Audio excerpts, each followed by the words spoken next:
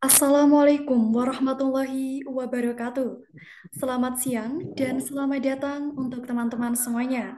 Mewakili Universitas Nahdlatul Ulama Blitar dan Karir Lab, saya ingin menyampaikan terima kasih karena telah menghadiri acara kita pada pagi hari ini. Perkenalkan, nama saya Iza Khairunida dan saya yang akan menjadi Master of Ceremony pada acara hari ini. Saya ingin meluangkan waktu sejenak untuk menyampaikan rasa terima kasih yang besar kepada Universitas Nahdlatul Ulama Yang Blitar besar. dan Karir Lab yang telah menyelenggarakan acara pada pagi hari ini. Saya mengajak seluruh hadirin untuk turut aktif dalam sesi diskusi yang akan diadakan setelah penyampaian materi. Caranya adalah dengan mengajukan pertanyaan dan terlibat dalam percakapan yang konstruktif dengan para pemateri. Partisipasi teman-teman tak hanya akan memberikan nilai tambah pada seminar ini, tetapi juga menciptakan suasana yang dinamis dan penuh semangat. Dengan semangat yang penuh harap, mari kita mulai acara seminar hari ini dengan keyakinan bahwa pengetahuan dan pengalaman yang diperoleh nantinya akan membawa dampak positif bagi kehidupan teman-teman sekalian.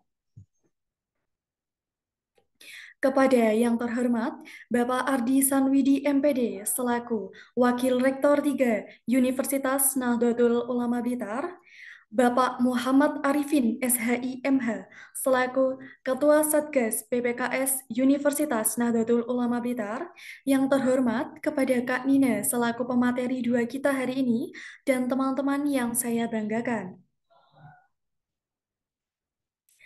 Acara pada hari ini akan membahas tentang persiapan karir pertama bagi yang ingin melaksanakan magang dan juga mencari kerja, yakni sosialisasi karir manajemen platform dan Satgas PPKS Universitas Nahdlatul Ulama Blitar. Sebelum kita mulai, saya akan membacakan agenda acara pada pagi hari ini. Yang pertama, yakni pembukaan, dilanjutkan dengan menyanyikan lagu Indonesia Raya, Yalal Waton, dan Mars Unu Blitar. Dilanjutkan sambutan, dilanjutkan lagi pemaparan materi PPKS. Selanjutnya yakni pengenalan dan simulasi platform Karir Lab, dilanjutkan dengan sesi tanya jawab, dan yang terakhir yakni penutup. Memasuki acara yang pertama, yakni pembukaan. Untuk memulai acara kita hari ini, marilah kita buka acara ini dengan suratul Fatihah, dengan harapan semoga acara kita hari ini bisa berjalan dengan lancar. Liridhoilah wa bisyafaati Rasulillah ajma'in. Al-Fatihah.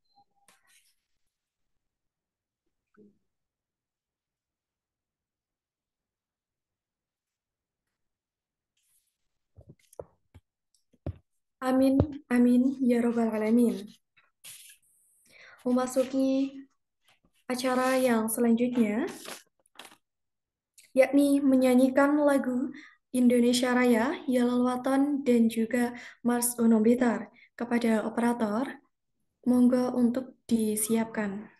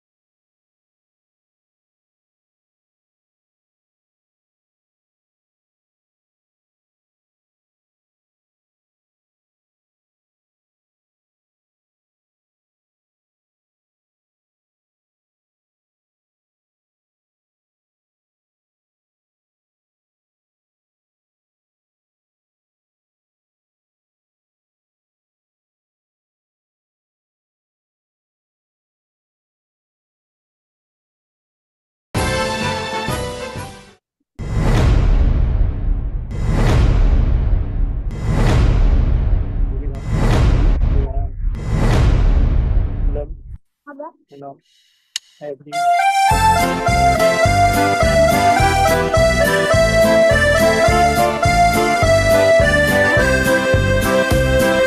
Universitas Nahdlatul Ulama Blitar berdiri siapkan generasi mengabdi berdedikasi melaksanakan tugas catur dharma bangkitkan tekad umat manusia dengan akidah Islam aswaja.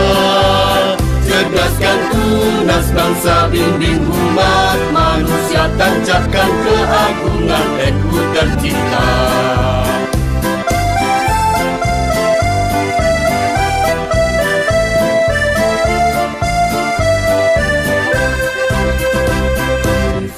Universitas Nahdlatul Ulama Blitar berkarakter building university, selalu berupaya untuk selalu berjaya demi kemaslahatan putra bangsa. Allahu Akbar, Allahu Akbar, Allah Maha Besar. Universitas Nahdlatul Ulama Blitar berani menyongsong masa depan, unggul dalam prestasi serta berinovasi, siapkan karya putra negeri. Bangkitlah serentak, tegak melangkah maju dengan tekad niat yang kuat. Bangkitlah serentak, tegak melangkah maju, Universitas Nahdlatul Ulama Blitar.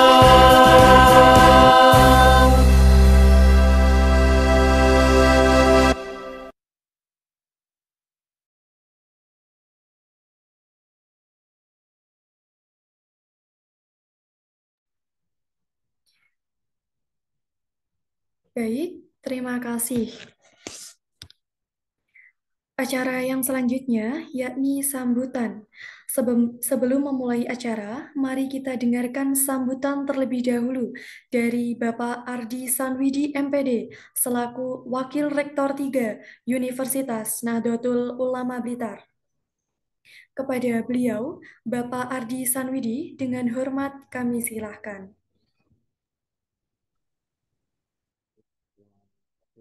Assalamualaikum warahmatullahi wabarakatuh. Alhamdulillahirrahmanirrahim. Salatu wassalamu ala rasulillah. Kami Sayyidina Muhammad wa ala alihi wa sahbihi. Yang terhormat Arifin selaku Ketua Satgas PPKS, yang saya hormati Mbak Nina selaku pemateri dan sebagai teman kerja dengan Karir Lab serta Unum Buta. Dan yang saya hormati dan saya banggakan seluruh teman-teman mahasiswi Universitas Nahdlatul Ulama Blitar yang hari ini bisa hadir di Zoom, serta seluruh tamu undangan yang hadir di acara Zoom ini, baik Bapak Ibu dosen maupun Bapak Ibu Endi. Alhamdulillahirabbil alamin, hari ini di kesempatan pagi ini kita bisa bertemu secara online, secara Zoom, secara digital dalam rangka sosialisasi karir manajemen platform serta Satgas PPKS di Universitas Nahdlatul Ulama Blitar. Sholawat serta salam kita curahkan terus kepada junjungan kita Nabi Agung Nabi Muhammad SAW. Semoga kita terus dapat syafaatnya hingga nanti di yaumul qiyamah. Bapak Ibu serta teman-teman mahasiswa sekalian, hari ini melalui platform Zoom karena dalam situasi dan kondisi yang tidak memungkinkan untuk kita secara live, secara offline. Alhamdulillah hari ini terlaksana juga sosialisasi terkait dengan Karir Lab serta sosialisasi terkait dengan PPKS.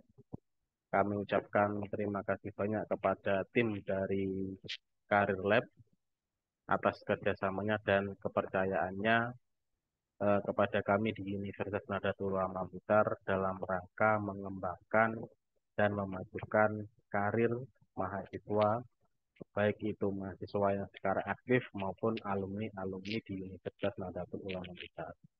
Semoga kerjasama ini bisa berlangsung terus dan bisa memajukan baik itu dari Karir Lab maupun dari Universitas Nahdlatul Ulama Blitar. Kami ucapkan terima kasih pula kepada Bapak Arifin karena hari ini bisa untuk mensosialisasikan ini tim baru, satuan baru terkait dengan penanggulangan serta pencegahan kekerasan seksual di Universitas Nahdlatul Ulama Blitar. Karena memang hal ini sudah diatur dalam undang-undang di kementerian di Kemendikbud, sehingga setiap universitas harus memiliki yang namanya satuan tugas dari penanggulangan dan pencegahan kekerasan seksual. Nanti lebih lanjut akan disampaikan oleh Bapak Arifin selaku Ketua dari tim Satgas PPKS Umum Blitar. Dan semoga kami harapkan seluruh mahasiswa nanti yang hari ini bisa mengikuti hadir secara online bisa mengikuti keseluruhan dari sesi ini karena nanti ada hadiah-hadiah menarik yang sudah disiapkan waktu nanti setelah sesi tanya jawab atau waktu sesi tanya jawab, sehingga nanti platform atau layanan-layanan yang ada di kemahasiswaan itu bisa maksimal digunakan oleh seluruh mahasiswa. Kita harapkan semua mahasiswa bisa mengetahui dan bisa menggunakan layanan baik itu dari Karir Lab maupun layanan yang lain. Karena sementara ini yang paling banyak digunakan adalah layanan beasiswa. Nah, padahal ada layanan-layanan yang lain. Kami harapkan seperti itu. Dan terima kasih, semoga acara hari ini lancar, semoga acara hari ini sukses. Amin. Terima kasih. Itu saja yang bisa saya sampaikan. Kurang lebihnya saya mohon maaf. Saya akhiri. Assalamualaikum warahmatullahi wabarakatuh.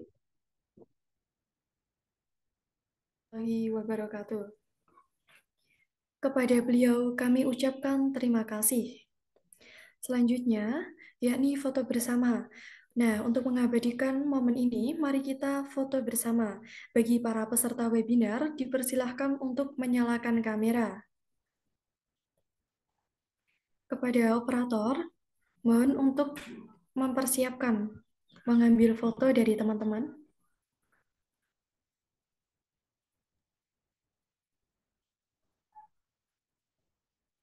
Baik, apakah sudah siap? Siap. Mbak Isa, tolong dihitung ya. Ya, 1, 2, 3. Sekali lagi. 1, 2, 3. Terima kasih.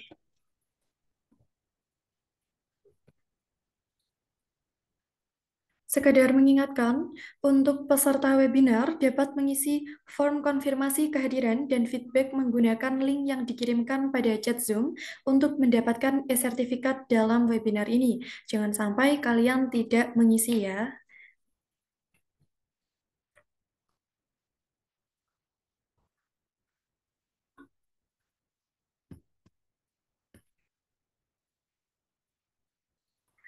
Memasuki acara yang selanjutnya, yakni pemateri pertama kita hari ini. Nah, pertama-tama, izinkan saya memperkenalkan pembicara pertama kita hari ini, yakni Bapak Muhammad Arifin SHI MH, selaku Ketua Satgas PPKS Universitas Nahdlatul Ulama Blitar. Kepada beliau, kami silahkan.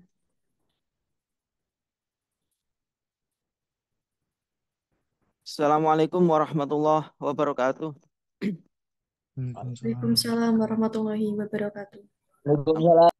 Baik, Sebelumnya saya mohon maaf, ini background saya masih ini ya kurang relevan dengan teman-teman yang lain karena mungkin belum saya update juga ini ya.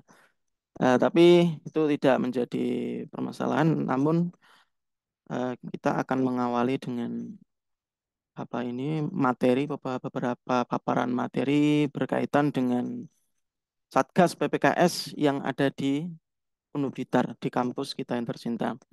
Baik, untuk yang pertama, alhamdulillah pada kesempatan kali ini kita telah diberikan waktu, kita telah diberikan tempat ataupun kesempatan ya untuk menyampaikan sosialisasi dan juga memberikan sedikit pemahaman berkaitan apa itu yang dinamakan dengan Satgas PPKS. Kemudian untuk yang kedua kalinya eh, kami berterima kasih dari segi apa kesempatannya, terus kemudian juga dari fasilitatornya dan sebagainya. Untuk itu langsung saja akan saya izin untuk share screen begitu ya, langsung saja berkaitan dengan Satgas PPKS. Sebentar. Baik, apa sudah terlihat? Ampun, Siap Pak. sudah. Oke, ini sebelumnya Mas Malik juga mengikuti ya. Siap mengikuti. Oke, baik. Untuk yang pertama berkaitan dengan pencegahan dan penanganan kekerasan seksual atau PPKS. Ini kita harus mengenal terlebih dahulu Bapak Ibu atau teman-teman mahasiswa sekalian bahwasanya di ranah pengenalan dan definisi itu sangat penting untuk kita ketahui terlebih dahulu. Karena tanpa kita mengenal apa itu kepanjangan daripada PPKS ataupun definisi daripada PPKS, nah itu nanti akan menjadi multitafsir ya. Oleh sebab itu nanti akan kita apa ini? Bentar, oke. Akan kita jelaskan di bawah. Nih. Berawal dari dasar hukum. Nah, di sini jelas Permendikbud nomor 82 tahun 2015 berkaitan dengan pencegahan dan penanggulangan tindak kekerasan di lingkungan satuan pendidikan. Kemudian juga didukung oleh Permendikbud nomor 30 tahun 2021. Kalau tadi tahun 2015, sekarang ini yang terbaru tahun 2021, pencegahan dan penanganan kekerasan seksual di lingkungan perguruan tinggi. Nah, kemudian diperbarui lagi dalam Undang-Undang nomor 12 tahun 2022 berkaitan dengan pencegahan segala bentuk tindak pidana kekerasan seksual, penanganan, perlindungan, dan pemulihan hak korban. Ini perlu kita ketahui bersama ya sebagai dasar hukum pijakan kita yang akan kita laksanakan sebagai satuan tugas dari PPKS tersebut. Dan ini juga harus diketahui oleh seluruh elemen yang ada dalam universitas, mulai dari rektor hingga sampai mahasiswa. Oleh sebab itu, terdapat keputusan rektor Uniblitar nomor 009 garing Uniblitar Unu BLT garing KP garing 4, Romawi 4 garing 2024 tentang Satgas PPKS di lingkungan Uniblitar. Ini menjadi dasar hukum kita atau payung hukum kita untuk melaksanakan apa yang menjadi tupoksi daripada Satgas PPKS. Baik, selanjutnya ini berkaitan dengan prinsip penyelenggaraan pendidikan. Itu juga harus memuat berkaitan dengan unsur demokratis dan berkeadilan ya. Karena unsur demokratis dan berkeadilan ini terkadang menjadi tendensi bagaimana kita menyampaikan aspirasi, bagaimana kita memberikan inovasi, memberikan keadilan dan sebagainya, nilai-nilai yang memang harus ada dalam menyelenggarakan unsur pendidikan. Ya, ini harus transparansi juga harus kita berdayakan. Ya, namun perlu diingat berkaitan dengan demokratis dan berkeadilan dalam lingkungan kampus, ini sifatnya juga semuanya belajar. Ya. nggak ada istilahnya yang sempurna, ya, nggak ada istilahnya yang sempurna. Maka oleh sebab itu dengan adanya khususnya dalam segmen PPKS ini kita berupaya, ya, kita berupaya untuk memberikan aspek keadilan itu.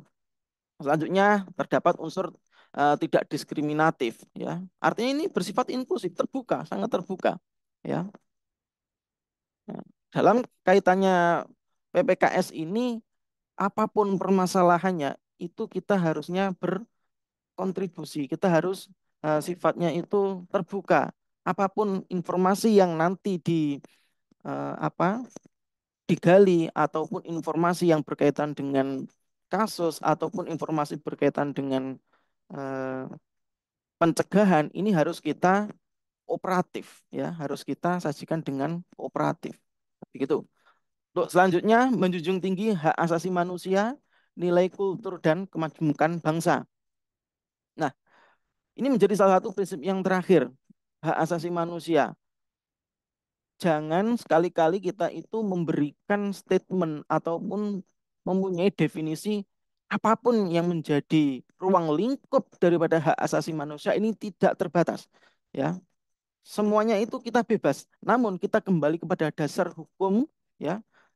Kita kembali kepada konsep daripada negara ini adalah negara hukum, maka apapun yang di situ bertentangan, apapun yang di situ eh, merusak, ataupun yang di situ menyinggung, ataupun di situ bertabrakan dengan kepentingan orang lain, maka kita harus mempunyai toleransi. Ini sangat penting. Jadi tidak semata-mata kita itu menjunjung tinggi hak asasi manusia, tapi apa yang kita junjung adalah mencakup egoisme, ya, itu. Kemudian nilai kultur. Nah, nilai kultur ini juga sangat penting sekali. Nilai kultur itu bagaimana kita bisa bertoleransi, kita bisa memadukan, kita bisa beralkulturasi. Apapun budaya kita, apapun kebiasaan kita yang harusnya itu akan mensupport daripada pendidikan yang ada di Unubitar. Terus kemudian kemajemukan bangsa. Nah, kemajemukan bangsa ini kita harus bisa melihat apa yang ada di sekitar kita, apa yang di sekitar kampus kita, apa yang ada di lingkungan kampus kita. Kita harus ciptakan kondisi yang lebih baik lagi. Baik, selanjutnya berkaitan dengan definisi yang saya singgung di awal tadi, berdasarkan Permendikbud nomor 30 tahun 2021, kekerasan seksual adalah setiap perbuatan merendahkan, menghina, melecehkan, dan atau menyerang tubuh. Ini perlu kita garis bawahi, ya, dan garing atau fungsi reproduksi seseorang karena ketimpangan relasi kuasa dan atau gender yang berakibat atau dapat berakibat penderitaan psikis dan atau fisik termasuk yang mengganggu kesehatan reproduksi seseorang dan hilang kesempatan melaksanakan pendidikan tinggi dengan aman dan optimal. Nah, dari definisi ini jelas bahwasannya yang menjadi salah satu tupoksi daripada Satgas PPKS di lingkungan Unubitar itu nanti juga berdasarkan definisi ini sesuai dengan Permendikbud nomor 30 tahun 2021. Kemudian pada beberapa kasus korban tidak dapat memberikan persetujuan untuk melakukan hubungan seks karena tidak sadar atau tidak mampu. Ini hanya sekedar sebuah pemaparan, ya. Bisa seperti contohnya ya bullying itu yang marak terjadi biasanya, ya, di lingkungan kampus. Yang tidak paham ataupun yang kurang paham ini mendapatkan bullying, atau yang kurang tepat waktu atau dan yang lainnya ini mendapatkan bullying. Nah, ini harus kita minimalisir, ya. Kita harus bisa meminimalisir ini. Apapun elemennya, siapapun itu yang menjadi sivitas akademika Unubita harus kita cegah, harus kita ingatkan, ya, untuk saling mengingatkan untuk menciptakan kondisi yang stabil. Terus kemudian ini juga ada istilah verbal dan non-verbal. Nah, ini nanti akan kita jelaskan juga. Itu jadi berangkat dari definisi, kita akan mengenal apa itu kekerasan seksual. Apa saja, ya termasuk menghina, melecehkan, gitu, ya. Kemudian ada istilah gender. Oh, kalau laki-laki dan perempuan kategorinya seperti ini, seperti apa. Nah, ini harus kita sadari, harus kita eh, kaji betul, terus kemudian apapun yang kita lakukan sesuai dengan pedoman yang ada di Sivitas Akademik Unumbitar. Selanjutnya berkaitan dengan ketimbangan relasi, ya, itu tadi ketimbangan relasi kuasa ataupun gender. Ini ketimbangan relasi adalah kondisi terlapor menyalahgunakan sumber daya pengetahuan, ekonomi, dan garing atau penerimaan masyarakat atau wewenang dan status sosialnya untuk mengendalikan korban atau saksi. Ya. Nah, hal ini sangat penting sekali, harus kita ketahui. Ya, ini harus kita eh, pahami dari ketimpangan relasi ini. Baik, selanjutnya, nah ini ada beberapa cakupan kekerasan seksual, menindaklanjuti kekerasan seksual berdasarkan laporan ya nanti.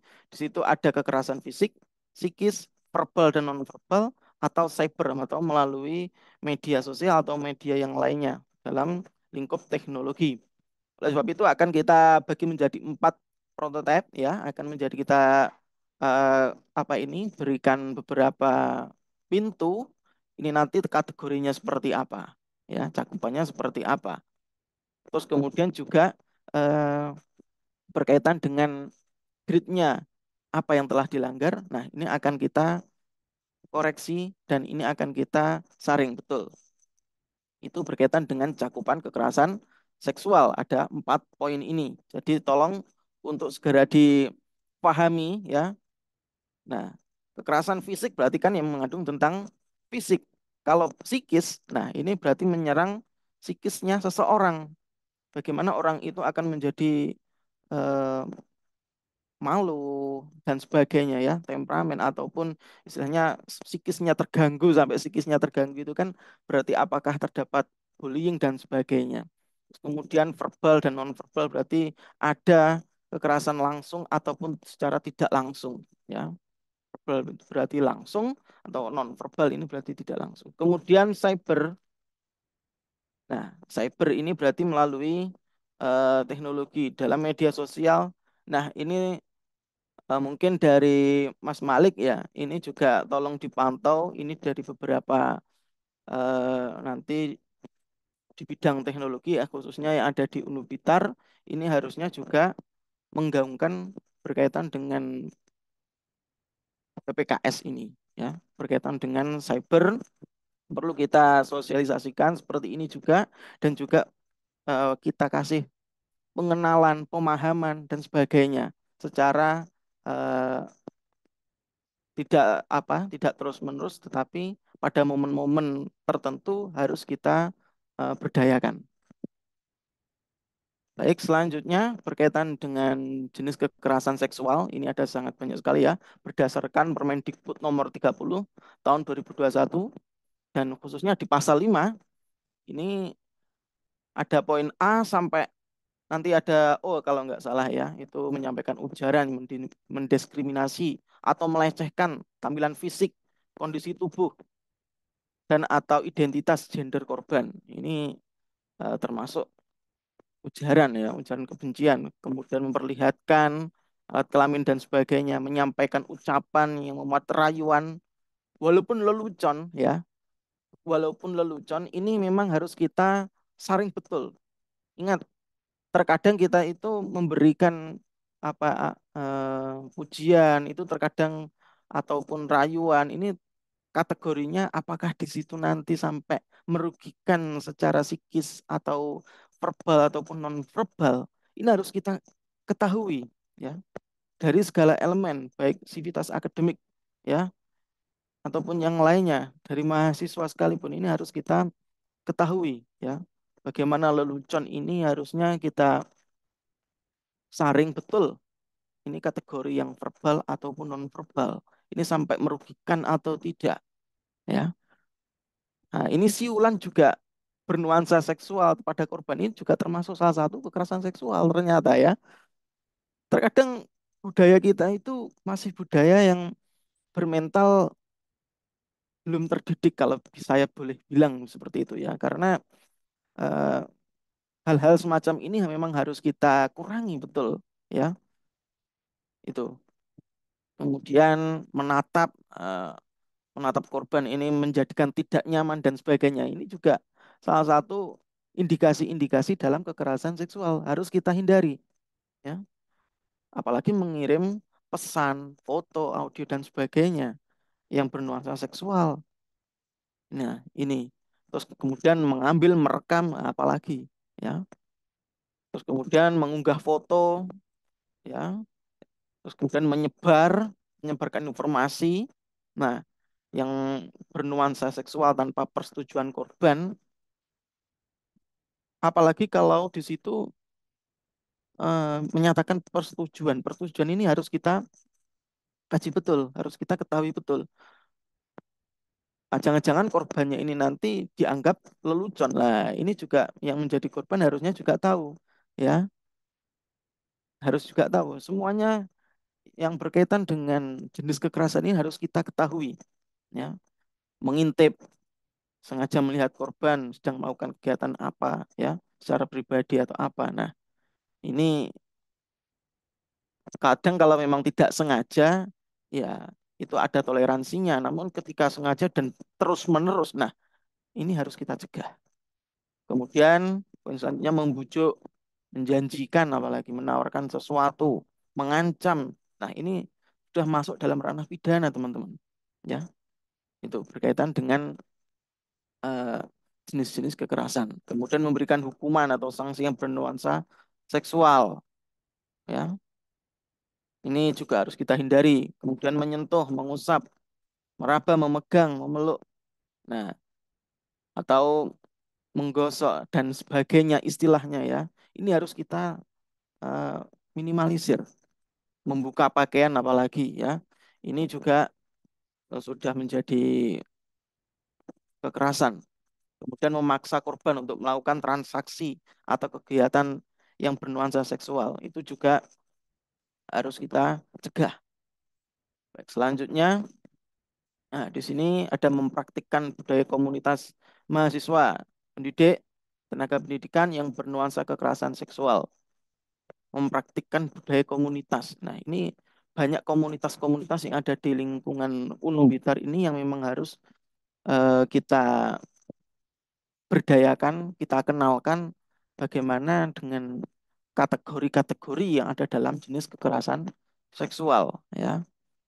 Kemudian melakukan percobaan, pemerkosaan, dan yang lain istilahnya yang sampai merugikan secara fisik itu tadi. Nah, ini harus kita cegah. Melakukan perkosaan, apalagi ini sudah masuk pidana juga, ya.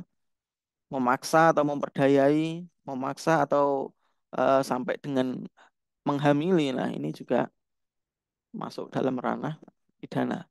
Kemudian membiarkan terjadinya kekerasan seksual dengan sengaja tanpa harus kita cegah. Nah, ini juga kalau bisa jangan sampai terjadi di lingkungan Unum Blitar. Harus cepatnya kita cegah, ya. Kemudian yang terakhir itu melakukan perbuatan kekerasan seksual lainnya itu nanti akan kita berikan sedikit saja berkaitan dengan istilah-istilah yang ada setelah ini nanti ada sedikit saja untuk memberikan informasi begitu, ya. Baik, selanjutnya ini data kekerasan seksual yang telah diinput dari Kemendikbud, ya.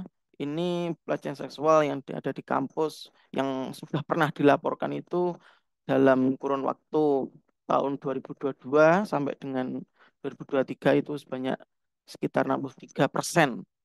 Namun 63% itu dari seluruh Indonesia seberapa banyak? Nah, ini kita belum mencapai situ datanya.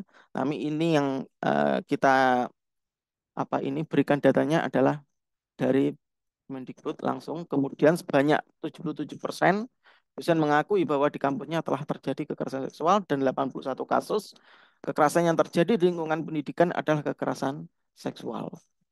Ini beberapa data kekerasan seksual yang mana kepentingan daripada Satgas ini juga sangat penting adanya, ya.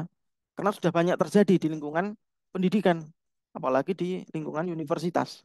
Oleh sebab itu sangat penting dengan adanya Satgas PPKS ini untuk ditindaklanjuti untuk pencegahan sampai dengan nanti penanganannya.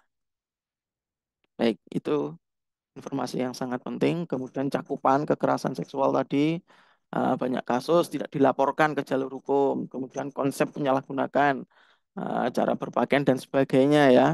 Itu kemudian juga dianggap kejadian suka sama suka. Ini yang fatal sekali ya. Ini yang fatal sekali. Kadang di kampus itu marak terjadi cinlok. Nah, ini teman-teman juga harus bisa menetralisir, harus bisa eh, istilahnya itu jangan sampai kita itu terlalu terbuka di depan umum kalau kita itu mempunyai istilahnya itu pandangan hidup lah ya. Jadi jangan nggak boleh bermesra-mesraan ya. Selalu bergandengan itu juga harus kita kurangi ya. Artinya bergandengan itu berjalannya semacam ini mengindikasikan bahwasanya nanti timbullah gosip, timbullah bulian dan sebagainya. Ini harus kita hindari. Oke, itu ya. Terus kemudian ini ada beberapa dampak kekerasan seksual, trauma psikologis. Ya, ini korban ini sangat sangat kasihan kalau terdampak trauma psikologis ini. Ya. Namun di sini nanti juga kita juga menyediakan untuk ruang konseling begitu ya. Ketika nanti ada beberapa istilahnya korban dalam tanda kutip ataupun bukan korban sekalipun kalau nanti berkaitan dengan akademik atau berkaitan dengan trauma-trauma yang pernah dilakukan yang pernah apa ini dialami begitu ya. Nah, nanti bisa langsung koordinasi dengan eh, layanan di psikologis itu, layanan apa ini namanya? Ya, layanan psikologis ya. Terus kemudian ada sanksi sosial. Nah, ini dampaknya juga sanksi sosial kita akan selain daripada individu yang terlibat, kampus kita tercinta ini akan juga dilihat oleh orang lain. Bagaimana berkaitan dengan kasus-kasus yang ada. Ini harapannya ke depan kita juga bisa meminimalisir kemudian budaya malu. Ya, ini harus kita terapkan juga sampai dengan pemecatan atau drop out atau infeksi menular seksual yang lain. Ini memang harus kita hindari ya, harus kita cegah. Kemudian menodai nama baik alma mater dengan apapun kita harus bisa menjaga alma mater kita. Kemudian ini ada dampak juga yang berkaitan dengan intimidasi itu sangat rentan sekali. Ini yang perlu kita waspadai. Berikut berkaitan dengan pencegahan terhadap kekerasan seksual di lingkungan kampus. Ini ada tindakan dan proses agar seseorang tahu ya atau sekelompok orang tidak melakukan kekerasan seksual di lingkungan kampus. Nah, ini tindakan pencegahan ini juga nanti sangat didukung oleh adanya Satgas PPKS ini. Terus selanjutnya dukungan sivitas akademik terhadap PPKS juga uh, ada unsur kepedulian di situ ya. Terus kemudian juga harus peduli itu artinya kita juga harus kooperatif. Peduli itu harus kooperatif. Baik itu yang menjadi istilahnya tersangka ataupun menjadi korban ini harus kooperatif semua. Ya. Ini. Dan semua harus peduli bagaimana cara meminimalisir. Ya. Kemudian juga yang kedua berani speak up. Ya. Berbicara, jangan takut. Ya. Jangan takut. Kemudian lapor dan kawal. Ini menjadi dukungan daripada sivitas akademik terhadap PPKS ini. Ini beberapa ruang lingkup daripada tugas Satgas PPKS ya nanti menyusun pedoman yang kita sudah dapatkan dari Kemendikbud sampai dengan kita sesuaikan dengan kampus Undu Blitar ini, kemudian sosialisasi ya, keadilan, PPKS, gender dan sebagainya juga ini kita sudah awali melalui apa ini ruang lingkup dari Karir Lab ini ya. Kami mengucapkan terima kasih. Kemudian juga ruang lingkup tugas selanjutnya itu menerima laporan ya. Nanti anggotanya siapa saja bisa nanti ketika diindikasikan menjadi korban atau indikasi ada pelanggaran langsung bisa dilaporkan. Kemudian menindaklanjuti ya kekerasan seksual berdasarkan laporan, berkoordinasi dengan instansi terkait dalam hal perlindungan dan menyampaikan hasil investigasi pada pimpinan PT. Ini menjadi ruang lingkup daripada Satgas PPKS. Baik, selanjutnya ini wewenang daripada PPKS.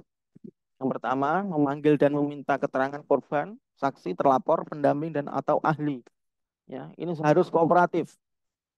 Ini harus kooperatif. Kemudian yang kedua, melakukan investigasi, pendamping, dan atau ahli dalam pemeriksaan. Nah, nanti kita juga akan periksa seperti apa sejauh mana. Kemudian melakukan konsultasi kerjasama dengan pihak terkait dalam penanganan PPKS ini. Kemudian memberikan rekomendasi pada pimpinan berdasarkan laporan kekerasan seksual. Ini mewenang daripada Satgas PPKS. Nah, ini juga dukungan sivitas terhadap PPKS, ya, perlawanan langsung, alihkan perhatian, meminta pertolongan kepada orang sekitar, dan juga bisa didokumentasikan, namun tidak boleh untuk disebar untuk melindungi privasi. Nah, ini ada gambaran bagaimana jika kita mengalami kekerasan seksual ini. Ini ada pendampingan secara konseling, itu tadi ada layanan konseling tadi ya. Kemudian ada layanan kesehatan, kemudian ada bantuan hukum, advokasi, bimbingan sosial dan rohani. Ini sangat penting sekali ya, pendampingan seperti ini harus kita galakkan. Dan alhamdulillah di lingkungan Undo Blitar sudah ada beberapa layanan yang mendukung atas pendampingan tersebut. Untuk yang kedua, ini ada perlindungan ya. Kerahasiaan identitas ini sangat kita jaga.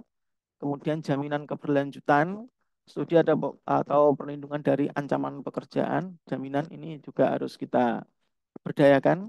Kemudian pengenaan sanksi administratif nanti akan kita berlakukan, teguran tertulis atau pernyataan dan permohonan maaf.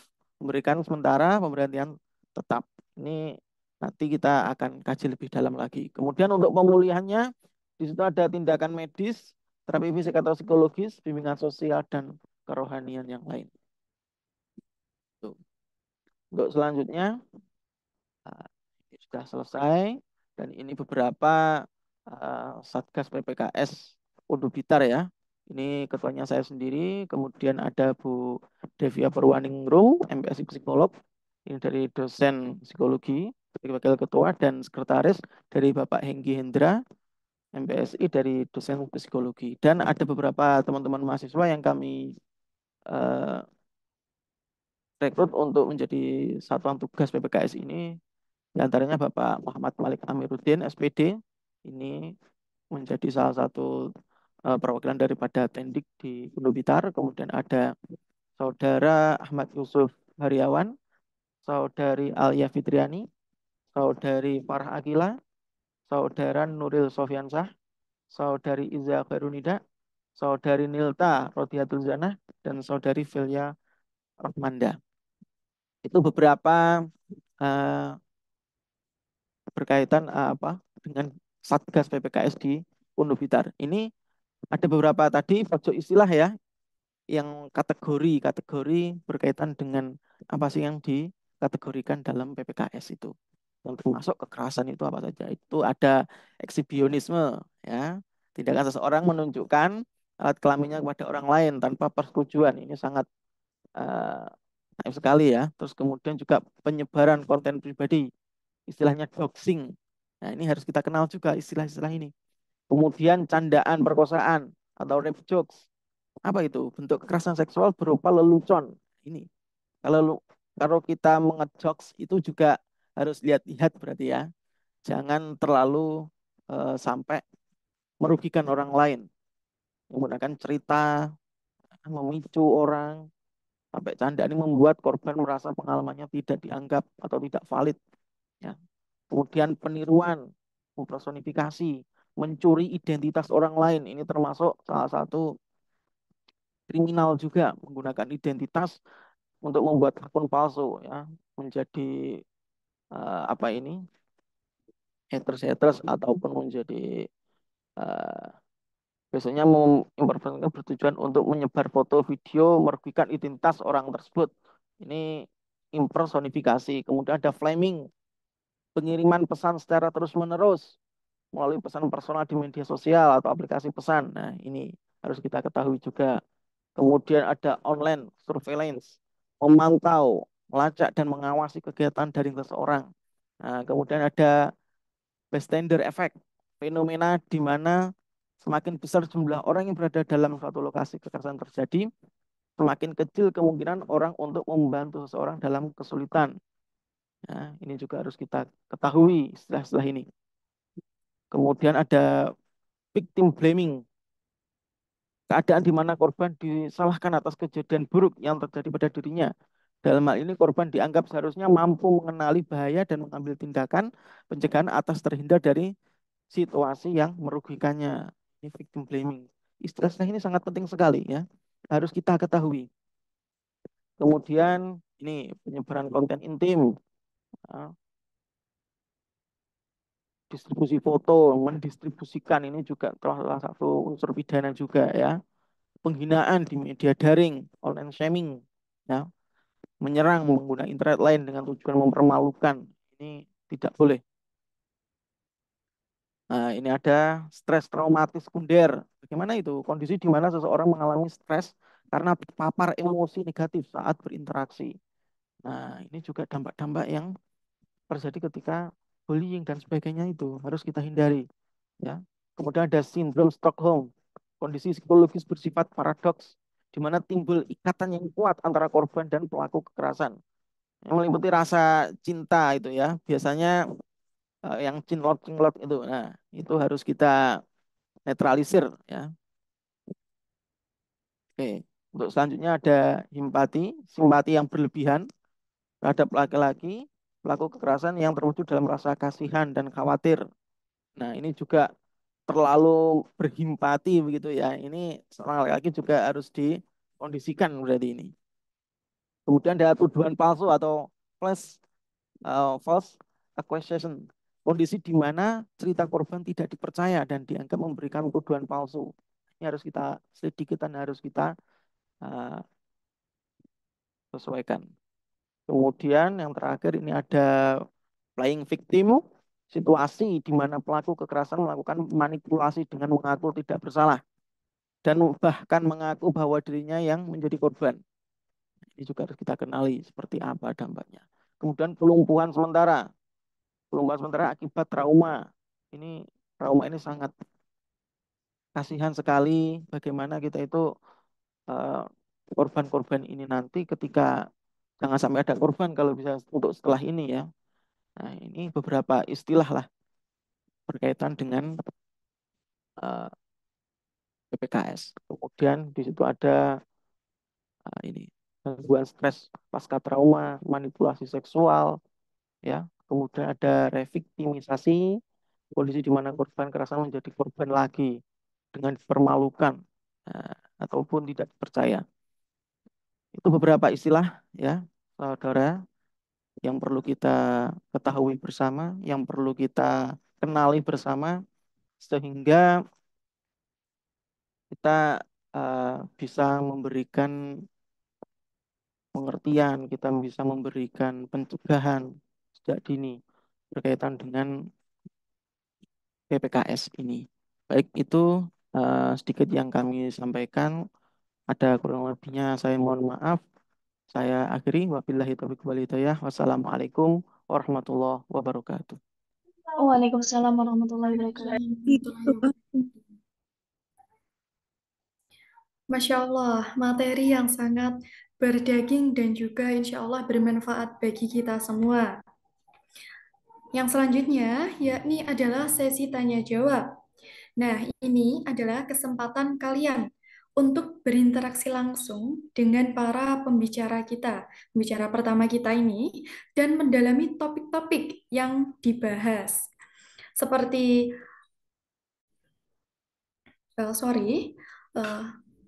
sedikit informasi, untuk penanya terbaik yang mengajukan pertanyaannya akan mendapatkan e-wallet sebesar Rp50.000 Nanti di akhir acara akan diumumkan.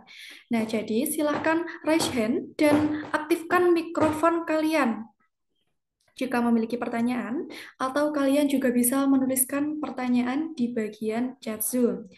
Karena kita memiliki waktu terbatas, saya hanya akan memilih 3 pertanyaan yang akan dijawab oleh pembicara. Monggo kepada penanya pertama, tadi Mas. Assalamualaikum warahmatullahi wabarakatuh. Waalaikumsalam warahmatullahi wabarakatuh. Perkenalkan, nama saya Muhammad Solihuddin, Prodi PGSD, Pendidikan Guru Sekolah Dasar. Ya. Di sini saya ingin bertanya mengenai tentang cara menanggulangi seksual tadi. Ketika kita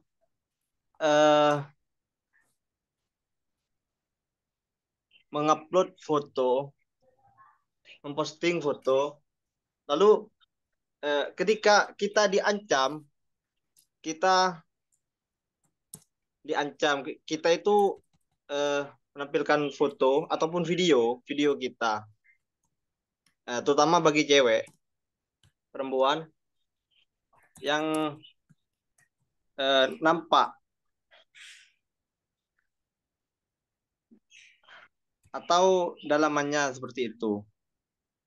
Ketika kita itu diancam, bagaimana cara kita itu menanggulangi ancaman tersebut? Apakah kita itu harus melapor atau bagaimana? Seperti itu.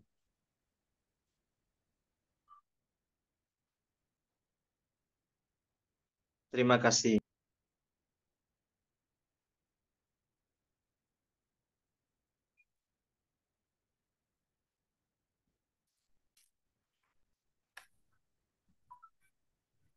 Mungkin ada pertanyaan yang kedua dan juga ketiga.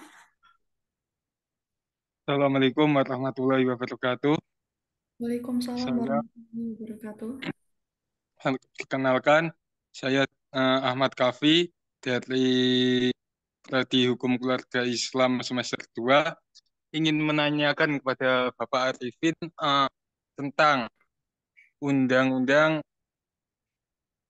TPKS pasal 4 pasal 5 UU TPKS yang berbunyi setiap orang yang melakukan perbuatan seksual secara non fisik yang diajukan terhadap tubuh, keinginan seksual dan atau organ reproduksi dengan maksud merendahkan harkat dan martabat seseorang berdasarkan seksualitas dan atau kesusilaan. Pertanyaan saya adalah, kan di area kita ini, khususnya UNU Blitar, ketika melemparkan jokes-jokes itu sudah dianggap biasa yang dilakukan oleh mahasiswa, baik dari mahasiswa maupun dosen. Contoh, saya pernah mendengar salah satu dari prodi lain itu cerita kepada saya bahwa hanya ada seorang dosen yang melemparkan candaan yang bersifat melecehkan kepada mahasiswa dan akhirnya diplesetkan kepada hal yang lain. Apakah nantinya Satgas ini berani dengan tegas menegur dosen maupun mahasiswa yang melakukan kekerasan nonverbal? Kan nantinya juga berdampak kepada si korban juga. Bagaimana ya? Intinya kok hal yang mek ngono dilapor nih, akhirnya seperti itu. Mewajarkan hal yang sebenarnya ini melanggar undang-undang itu. Terima kasih.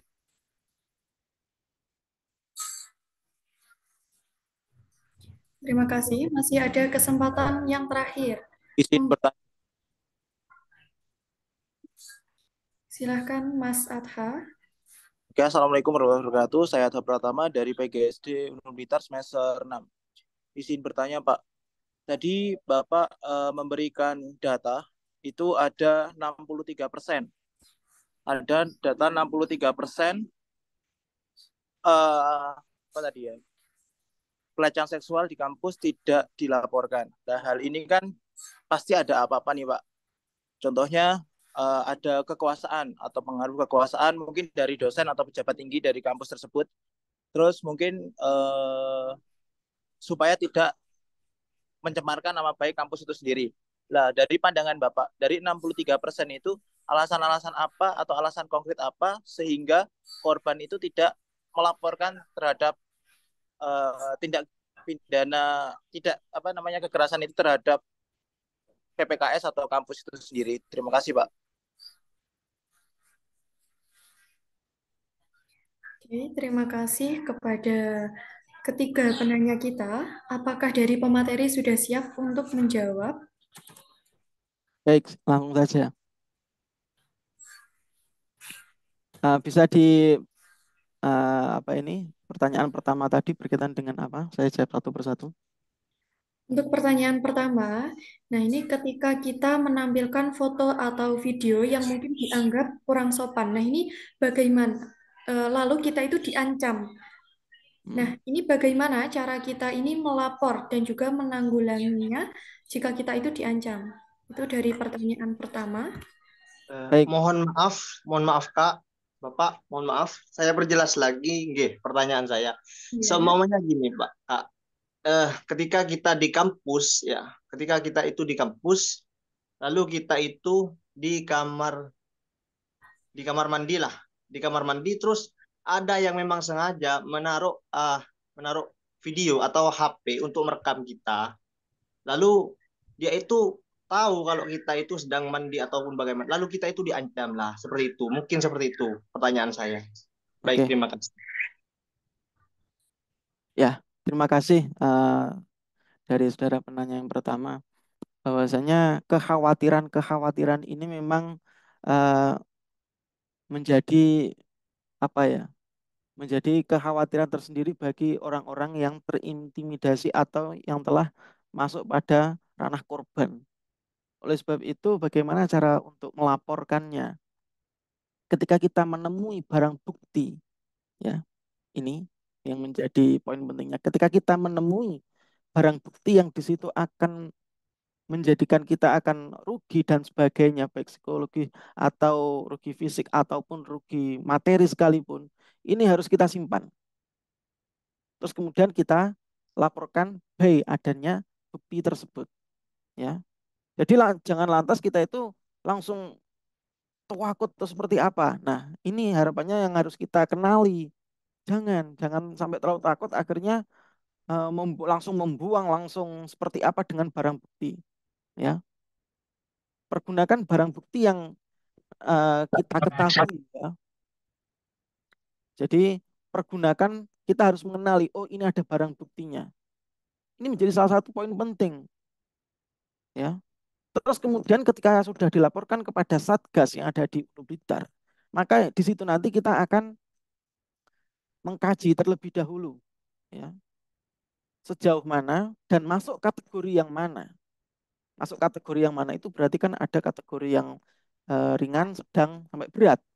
Nah, oleh sebab itu, maka dengan adanya barang bukti, ya, nah itu juga di kolom chat itu Mas Malik juga memberikan ada narah hubung ya berkaitan dengan informasi berkaitan dengan Satgas, di situ bisa langsung dihubungi ya berkaitan dengan apa yang kita ketemui, apa yang kita apa ini rugi ya, apa yang kita rasakan seperti itu kalau ini memang kategorinya kekerasan dalam seksual ataupun yang lainnya sampai merugikan.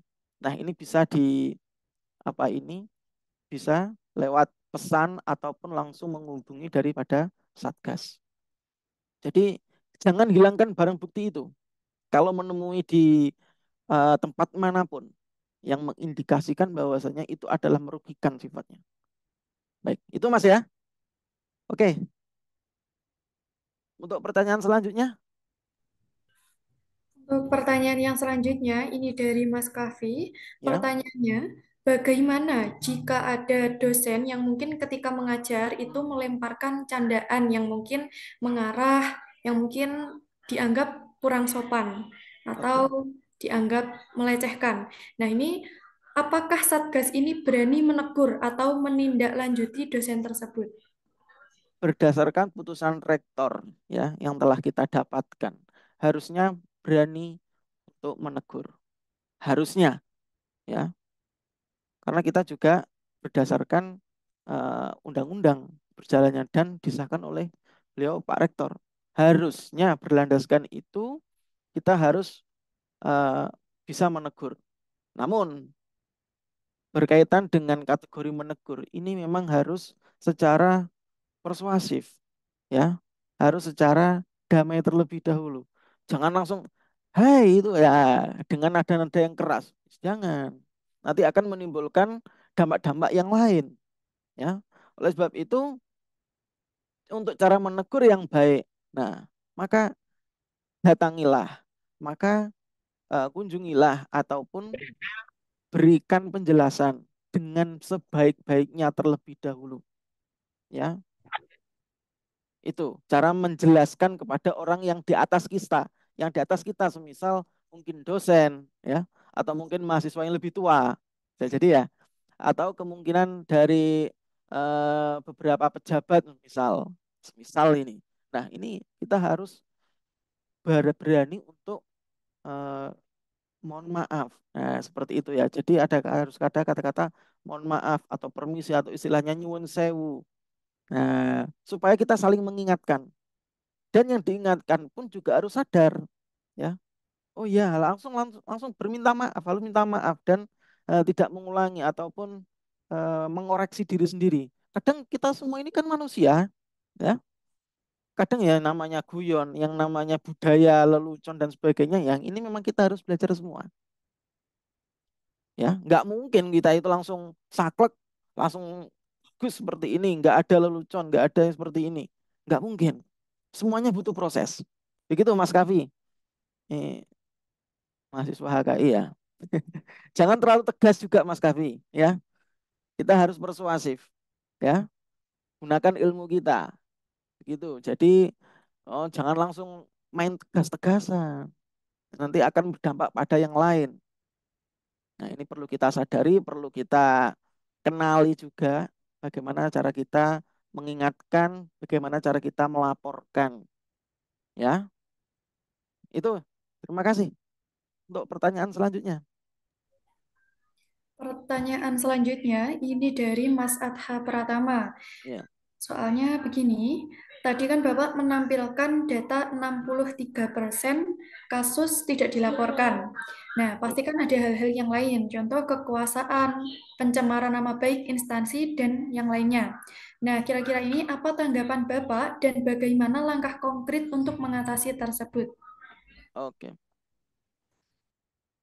Memang terkadang yang terintimidasi atau menjadi korban itu sangat riskan ketika untuk melaporkan, ya. Tekanan-tekanan yang bertubi-tubi didapatkan itu sangat riskan sekali ketika untuk dilaporkan. Apakah itu malu, apakah nanti ada yang dirugikan baik dari pihak keluarga, pihak instansi dan sebagainya. Akhirnya pemikiran-pemikiran seperti itulah yang nanti tidak kooperatif dan akan menimbulkan jatuhnya korban yang sangat berlebih. Ya. Oleh sebab itu, memang harus kita kenali ketika itu berkaitan dengan adanya pelanggaran berkaitan dengan PPKS ini, kita harus pintar-pintar untuk tidak langsung memviralkan istilahnya ya. Ini karena berkaitan dengan privacy, ya, apalagi perundungan, ya. Nah, ini memang harus kita jaga betul. Terus kemudian tadi berkaitan dengan intimidasi mungkin dari ancaman dari luar, baik itu yang stratanya di atasnya, baik itu pemimpinnya yang tidak terlapor. Memang ada juga yang langsung di silent, ya. Yang ini memang sangat sangat merugikan. Akhirnya tidak kooperatif dengan satuan tugas ataupun pihak kepolisian semisal. Bahwasanya telah terjadi hal-hal yang kurang baik semisalnya ada di kampus, bagaimana penanganannya. Kalau ini langsung Nah, terkadang yang disalin itu adalah di media sosial ataupun di eh, warta-warta yang lain yang sifatnya itu adalah nanti mengindikasikan kehormatan dan sebagainya, image dan sebagainya ini akan turun. Nah, maka oleh sebab itu privasi daripada korban, privasi daripada instansi ini memang harus ada penjagaan. Namun ya, namun tidak menutup kemungkinan atau tidak menutup perihal berkaitan dengan informasi yang disampaikan itu tidak terhalang-halangi atau tidak tersampaikan. Ini sangat penting. Ya. Ketika itu sifatnya diviralkan, maka itu tidak boleh.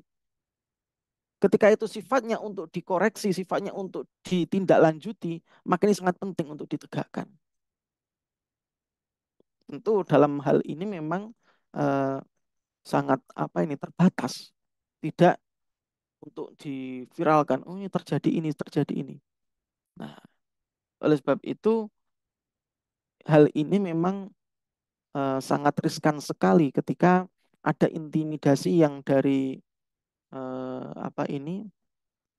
kekuatan-kekuatan yang sifatnya itu lebih kuat ataupun intimidasi dari strata yang lebih tinggi. Nah, ini memang harus kita laporkan kalau terjadi intimidasi tersebut.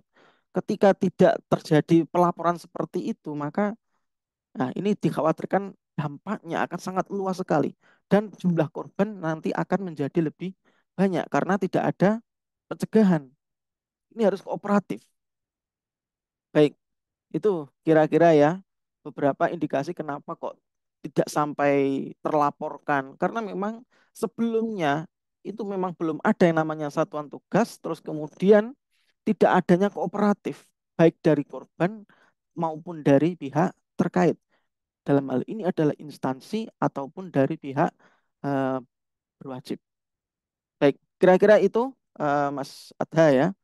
Izin menambahkan, Pak, itu kayak kontradiksi antara gini, kalau kan hak korban itu memang wajib dilindungi gitu kan, bahkan di pers itu wajib untuk disembunyikan. Ketika pengadilan tidak diminta maka tidak dipublikasi. Tapi kontradiksinya gini, hari ini kalau tidak diviralin nggak ditindak ya, Pak. Oke, maka oleh sebab itu dengan adanya satuan tugas PPKS ini kita mengupayakan ya dengan hal-hal yang sudah terjadi, ini bisa kita minimalisir dengan adanya satuan tugas. Tentu ini dengan upaya-upaya yang persuasif, upaya-upaya yang lebih bijak. Ini kita sedang mengupayakan, ya. Kita sedang mengupayakan untuk selanjutnya bagaimana kita supaya bisa mencegah dan kemudian bisa menindaklanjuti, Mas. Dengan adanya satuan tugas ini. Maka oleh sebab itu sudah dibentuklah beberapa satuan tugas di wilayah universitas dan kita baru mengadakan kali ini ya, baru mengadakan di momen ini belum lama ini di wilayah kampus kita supaya kita juga walaupun lingkup kita kecil dibanding kampus yang lain misal seperti itu ya, tapi setidaknya kita sudah mengupayakan layanan-layanan ini dengan pencegahan dan tindak lanjut untuk ke depan tidak akan terjadi atau bisa meminimalisir. Namanya juga upaya, Mas. Ya, namanya upaya. Tidak 100% langsung lebih baik dan seperti itu. Harus bertahap. Dan ini nanti akan kita evaluasi. Ya. Begitu, Mas Ada. Bagaimana?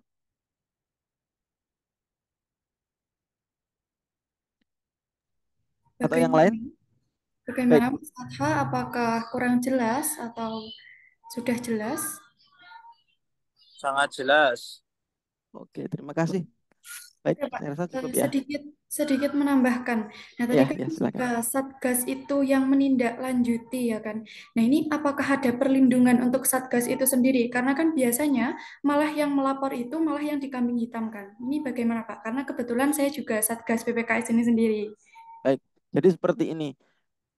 Kita menjadi Satgas itu tentu menjadi tendensinya adalah dasar hukum itu. Ya. Ketika dari Permendikbud, dari Undang-Undang Pidana sekalipun, sampai dengan SK Rektor, ini kita diberikan wewenang dan tugas. Maka kita harus menjalankan itu. Ya. Jangan sampai nanti minder dan sebagainya. Maka oleh sebab itu memang ini masih awal. Nanti khusus untuk Satgas, nanti kita akan upayakan adanya pertemuan untuk apa yang dirasakan, kemudian apa yang difahami, apa yang kemudian di lingkup mahasiswa sampai dengan tending sampai dengan dosen ini apa yang terjadi. Nah, ini kita harus saling koordinasi ketika nanti kita akan bertemu. Memang sejauh ini kita belum ada rapat lanjutan berkaitan dengan hal itu. Maka yang saya garis bawahi di sini adalah jangan khawatir, jangan takut, kita dilindungi oleh hukum. Oke, itu. Baik, saya rasa cukup ini ya. Mungkin ada sedikit tambah dari kami Pak di wakil rektor di salah satu pimpinan Ya, PT. baik Pak Ardi, silakan. Terkait ini tadi pertanyaannya kan kalau saya lihat banyak sekali jika yang melakukan atau sebagai istilahnya tersangka, mohon maaf, mungkin sebagai istilahnya tersangka itu dari dosen ataupun dari mahasiswa tertentu itu yang mungkin eh, dilindungi atau yang terlindungi. Jadi kami tekankan untuk para mahasiswa, nanti juga untuk Bapak Ibu dosen bahwa ini Satgas bekerja sesuai dengan undang-undang yang ada di pemerintahan Kemendikbud maupun turunan dari undang-undang yang ada di Unumdikta. Jadi kami serta Pak Rektor itu sudah berkomitmen untuk memang menanggulangi, mencegah terkait dengan kekerasan seksual, serta melindungi daripada Satgas itu sendiri, saksi itu sendiri, korban maupun tersangka. Jadi ini adalah sesuatu yang rahasia. Jadi mohon maaf, jadi misalkan si A melakukan kekerasan seksual ini kepada si B, itu tidak kita serta-merta terblow up. Maksudnya, wah jadinya tersangka maupun korban itu tidak mendapatkan sanksi terkait dengan sanksi sosial.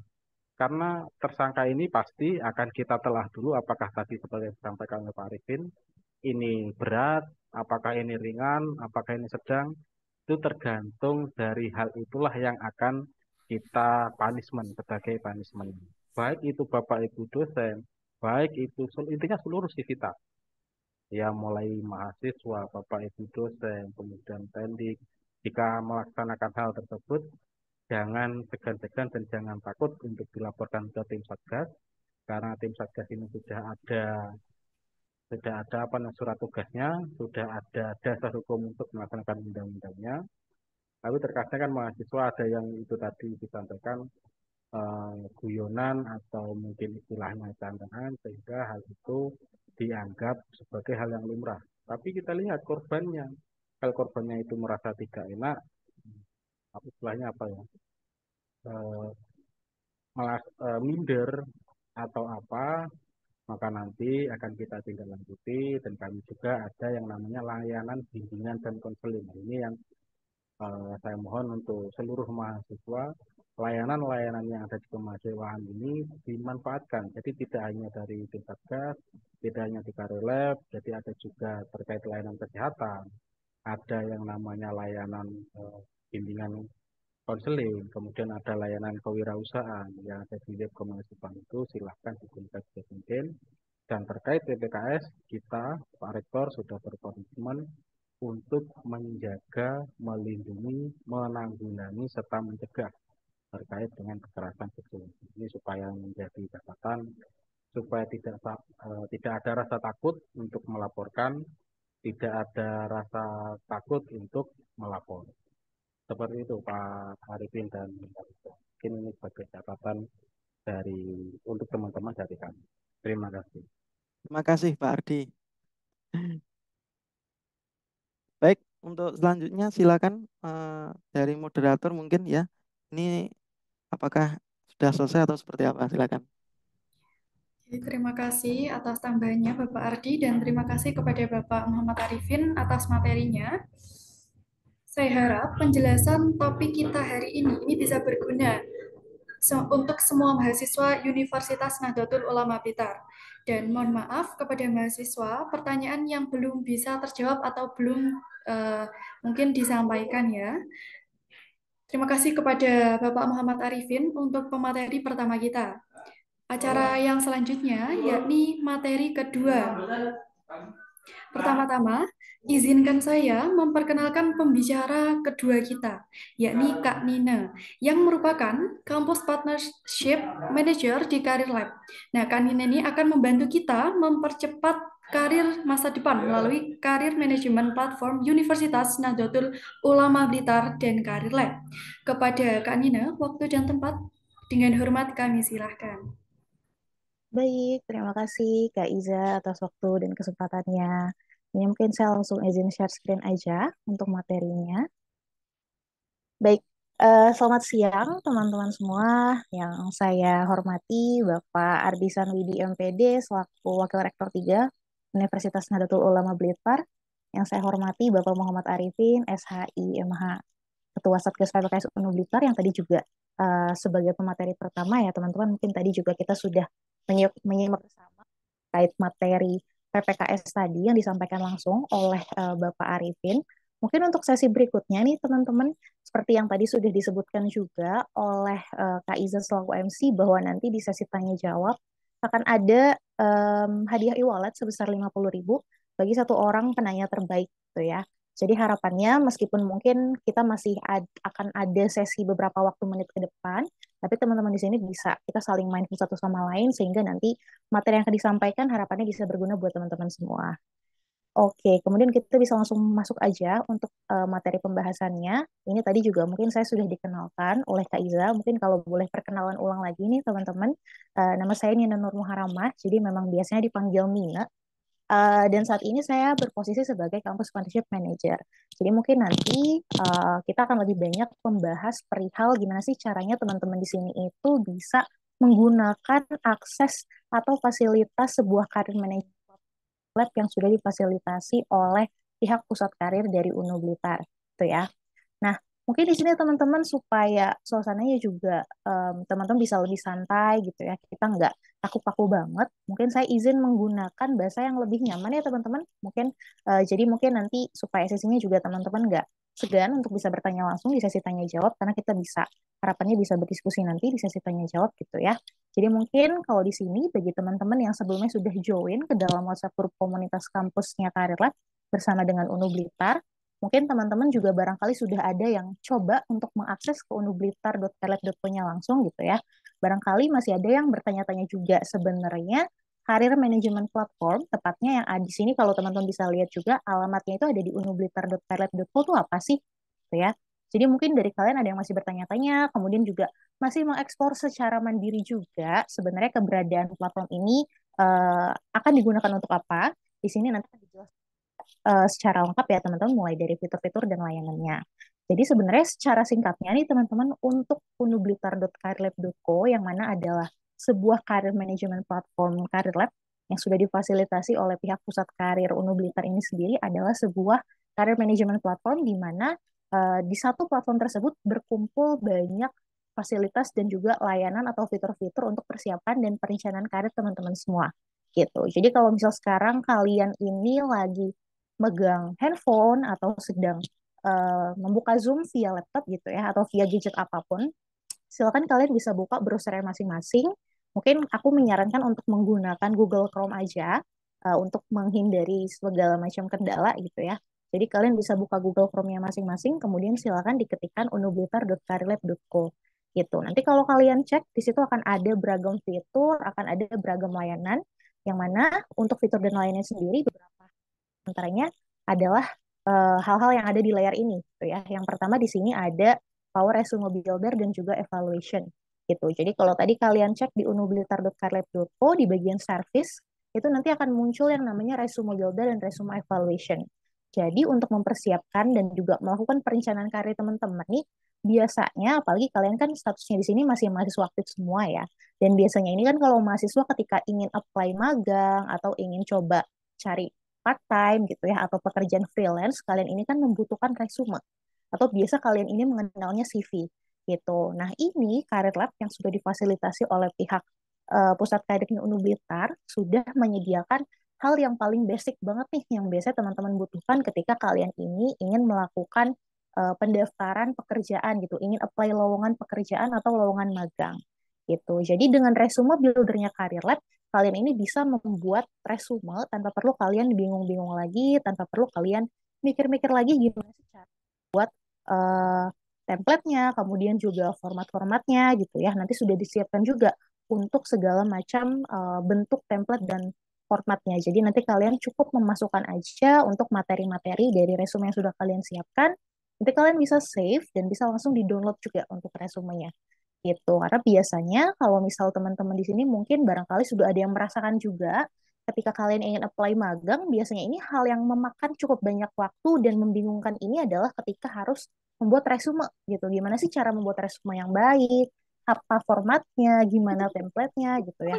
Jadi dengan resume buildernya Career Lab di sini harapannya teman-teman nggak perlu bingung dan pusing-pusing lagi ketika kalian harus membuat resume gitu. Nah, tadi selain ada resume builder, dari Career Lab sendiri juga ada fitur yang namanya resume evaluation. Jadi kalau tadi setelah kalian selesai membuat CV atau resumenya, kalian ini bisa cek langsung secara kualitas CV atau resume kalian buat ini sudah oke atau belum gitu ya. Karena dengan resume evaluation ini nih teman-teman nanti teman-teman bisa lihat dari masing-masing bagian yang ada di resume kalian, hal-hal apa aja yang masih bisa diimprove, hal-hal apa aja yang masih bisa ditingkatkan lagi gitu. Karena kalau secara kelengkapan kalian itu nanti bisa buat dan cek langsung untuk progresnya di bagian resume buildernya, karena ketika kalian buat nanti akan ada angka yang menunjukkan dari 0 sampai 100 kira-kira sudah selengkap apa resume yang sudah kalian buat, dan secara quality, secara kualitas nanti kalian bisa mengeceknya juga langsung di resume evaluation gitu. Karena pastinya resume builder dan resume evaluationnya Career Lab ini nanti harapannya bisa membantu teman-teman membuat resume atau CV yang ABS friendly dan sudah terstandar industri. Itu untuk fitur dan layanan yang pertama. Kemudian yang kedua, di sini Career Lab ini menyediakan lowongan kerja dan magang, teman-teman. Jadi setelah tadi teman-teman membuat resume atau CV di resume builder dan resume evaluation, kalian bisa langsung apply dengan resume yang sudah dibuat. Kemudian yang ketiga, Career Class dan Career Talk. Jadi memang biasanya Career Lab ini selalu menyediakan kelas-kelas persiapan dan pengembangan karir. Biasanya ini diadakan secara online dan juga gratis pastinya untuk kalian semua. Dan nanti setelah selesai acara, kalian pastinya bisa mendapatkan e-sertifikat yang membuktikan kalau teman-teman ini sudah mengikuti kegiatan tersebut. Dan terakhir, Career Lab juga menyediakan beragam fitur seputar artikel gitu ya, yang pastinya isinya ini akan ada banyak tips and news, tips and tricks seputar persiapan dan perencanaan karir. Nah, mungkin di sini sekarang pertanyaannya yang muncul adalah kenapa harus menggunakan career management platform unublitar.careerlab.co gitu. Nah, pastinya nih teman-teman dengan segala fitur dan juga layanan tadi yang sudah aku jelaskan sebelumnya, yang ada 4 hal tadi ya, slide sebelumnya. Yang pertama ini, harapannya dengan keberadaan career management platform ini, dari kampus, dari pihak Unublitar bersama dengan Career Lab bisa membantu teman-teman semua di sini untuk menjawab kebutuhan persiapan karir kalian. Mulai dari buat resume sampai mengevaluasi resume. Karena biasanya resume yang mana adalah hal paling mendasar ini justru adalah hal yang paling menantang ketika kalian ingin apply lowongan magang gitu ya. Lalu yang kedua, di sini juga harapannya dengan career management platform di unublitar.careerlab.co, kalian ini bisa mengembangkan kemampuan profesional kalian dengan mengikuti beragam kelas-kelas persiapan dan perencanaan karir di Career Class. Gitu. Lalu yang ketiga, setelah tadi sudah membuat resume, kemudian mengikuti kelas-kelas persiapan karir, pastinya kalian juga bisa langsung apply di dalam satu platform yang sama di unublitar.careerlab.co dengan resume yang sudah dibuat, dan kalian bisa nanti langsung apply aja di dalam platform yang sama gitu ya. Lalu yang keempat, harapannya juga kalian ini bisa mendapatkan banyak akses ke berbagai artikel gitu. Nah, kemudian kalau misal aku boleh menjelaskan lebih lanjut untuk fitur dan juga layanannya lebih jauh. Yang pertama, saat ini kalau teman-teman bisa cek langsung di unublitar.careerlab.co dan kalian ingin membuat resume, di sini Career Lab itu sudah ada fitur terbaru yang namanya Resume AI. Resume AI itu apa sih? Jadi ketika kalian membuat resume ini, biasanya bagian yang paling sulit adalah membuat bagian deskripsi dari masing-masing experience kalian. Gitu. Jadi misal nih kalian ini ketika berkuliah ingin memasukkan experience atau pengalaman sebagai ketua divisi acara gitu ya, di acara kepanitiaan atau di organisasi. Kemudian kalian bingung nanti di bagian deskripsinya aku isi apa ya? Nah, biasanya kan ada pertanyaan kayak gitu ya, udah mulai bingung-bingung, mulai resah apa yang harus diisi. Disinilah Career Lab ini berusaha mengintegrasikan AI dengan fitur resume builder yang ada di platform. Gitu teman-teman. Jadi ketika kalian nanti membuat resume di dalam platformnya Career Lab, di unublitter.careerlab.co, kalian bisa langsung menggunakan rekomendasi AI. Ya, nanti kalian bisa langsung diklik aja menggunakan rekomendasi, kemudian nanti akan muncul apa rekomendasi description yang pastinya terbaik untuk posisi yang ingin kalian masukkan ke dalam resume gitu. Jadi benar-benar praktis, benar-benar gampang, kalian tinggal masukin aja untuk tiap-tiap kontennya gitu. Nanti tinggal disesuaikan aja untuk tiap kuantifikasi yang ada di sini nih teman-teman. Gitu ya untuk si resume buildernya. Lalu yang kedua, ini adalah contoh-contoh beberapa lowongan-lowongan yang ada di Career Lab gitu. Jadi ini hanya sebagian contoh aja. Untuk lebih lengkapnya, kalian bisa cek langsung di unublitter.careerlab.co. Nanti akan ada beragam lowongan kerja dan magang. Kalian juga bisa menggunakan filternya secara langsung gitu. Apakah kalian ingin mencari pekerjaan full time, part time ataupun internship gitu. Kemudian nanti fitur lainnya di sini juga tadi sudah seperti yang aku sebutkan juga sebelumnya mengenai Career Class. Ini adalah contoh topik-topik dari Career Class. Di sini pertama ada topik mengenai resume, kemudian ada Microsoft Excel, ada juga mengenai public speaking skill, bahkan personal finance. Jadi memang untuk cakupan topiknya ini sangat luas ya teman-teman untuk perencanaan dan persiapan karir teman-teman mulai dari soft skill hingga hard skill. Jadi di sini kalau misal kalian memang ingin mengikuti salah satu topik yang dibuka, kalian bisa langsung cek aja di unublitter.careerlab.co dan melakukan registrasi terhadap event tersebut gitu ya. Nanti juga di beberapa slide berikutnya akan ada aku berikan informasi seputar Career Class terdekat gitu. Kemudian di fitur selanjutnya nih teman-teman yang terakhir, seperti yang tadi aku bilang juga, Career Lab ini menyediakan beragam artikel. Jadi kalau kalian ini prefer untuk membaca atau mencari tahu seputar tips and trik perencanaan dan persiapan karir dalam bentuk bacaan, silakan kalian cek aja langsung untuk artikel-artikel yang ada di unublitter.careerlab.co juga gitu ya. Jadi jangan lupa silakan dicek di unublitter.careerlab.co. Nah, karena tadi aku udah banyak menyebut seputar career management platform, di sini kayaknya nggak afdol kalau kita sudah melakukan pengenalan, tapi kita nggak praktek langsung, nggak simulasi langsung gimana caranya untuk mengakses platform tersebut gitu ya. Jadi di sini silakan teman-teman supaya teman-teman di sini juga bisa merasakan langsung tiap fitur dan layanannya. Kita buka bareng-bareng, kita praktek bareng-bareng untuk melakukan aktivasi akun di unublitter.careerlab.co. Jadi silakan disiapkan device-nya masing-masing, disiapkan gadgetnya masing-masing. Kemudian silakan teman-teman masukkan di dalam Google Chrome-nya, diketik unublitter.careerlab.co. Kita nggak pakai M ya teman-teman, jadi memang namanya unublitter.careerlab.co. Nanti setelah teman-teman mengklik link unublitter.careerlab.co, silakan kalian cari tombol aktivasi akun. Karena memang di sini nggak ada tombol daftar, tapi hanya ada tombol login, yang artinya ketika teman-teman ingin mengakses platform, teman-teman ini harus didaftarkan terlebih dahulu oleh pihak kampus, baru kemudian kalian bisa melakukan aktivasi akun. Nah, silakan kalian cari tombol aktivasi akun. Kalau misal kalian buka dengan handphone, silakan dicari aja tanda strip 3, itu biasanya ada di pojok kanan atas ya. Kalau kalian buka di handphone, diklik, kemudian nanti akan muncul tombol aktivasi akun. Diklik tombol aktivasi akunnya, nanti akan muncul seperti ini gambarannya. Tampilannya akan seperti ini. Silakan dimasukkan email teman-teman yang biasanya kalian gunakan untuk mengikuti acara-acara kegiatan kampus. Nanti setelah dimasukkan emailnya, silakan diklik kirim. Kemudian nanti kalau kalian sudah klik kirim, nanti akan kalian otomatis mendapatkan email aktivasi akun dari Career Lab.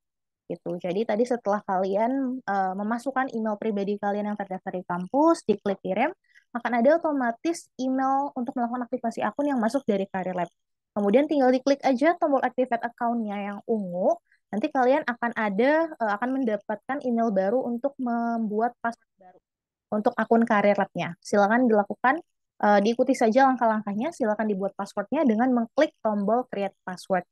Nanti kalau teman-teman sudah berhasil membuat password baru, silakan kembali lagi ke unublitter.careerlab.co yang ada di Google Chrome-nya tadi, kemudian klik tombol masuk atau login. Nanti kalau kalian udah klik tombol masuk, silakan dimasukkan alamat email pribadi kalian yang tadi, beserta dengan password baru yang sudah kalian buat.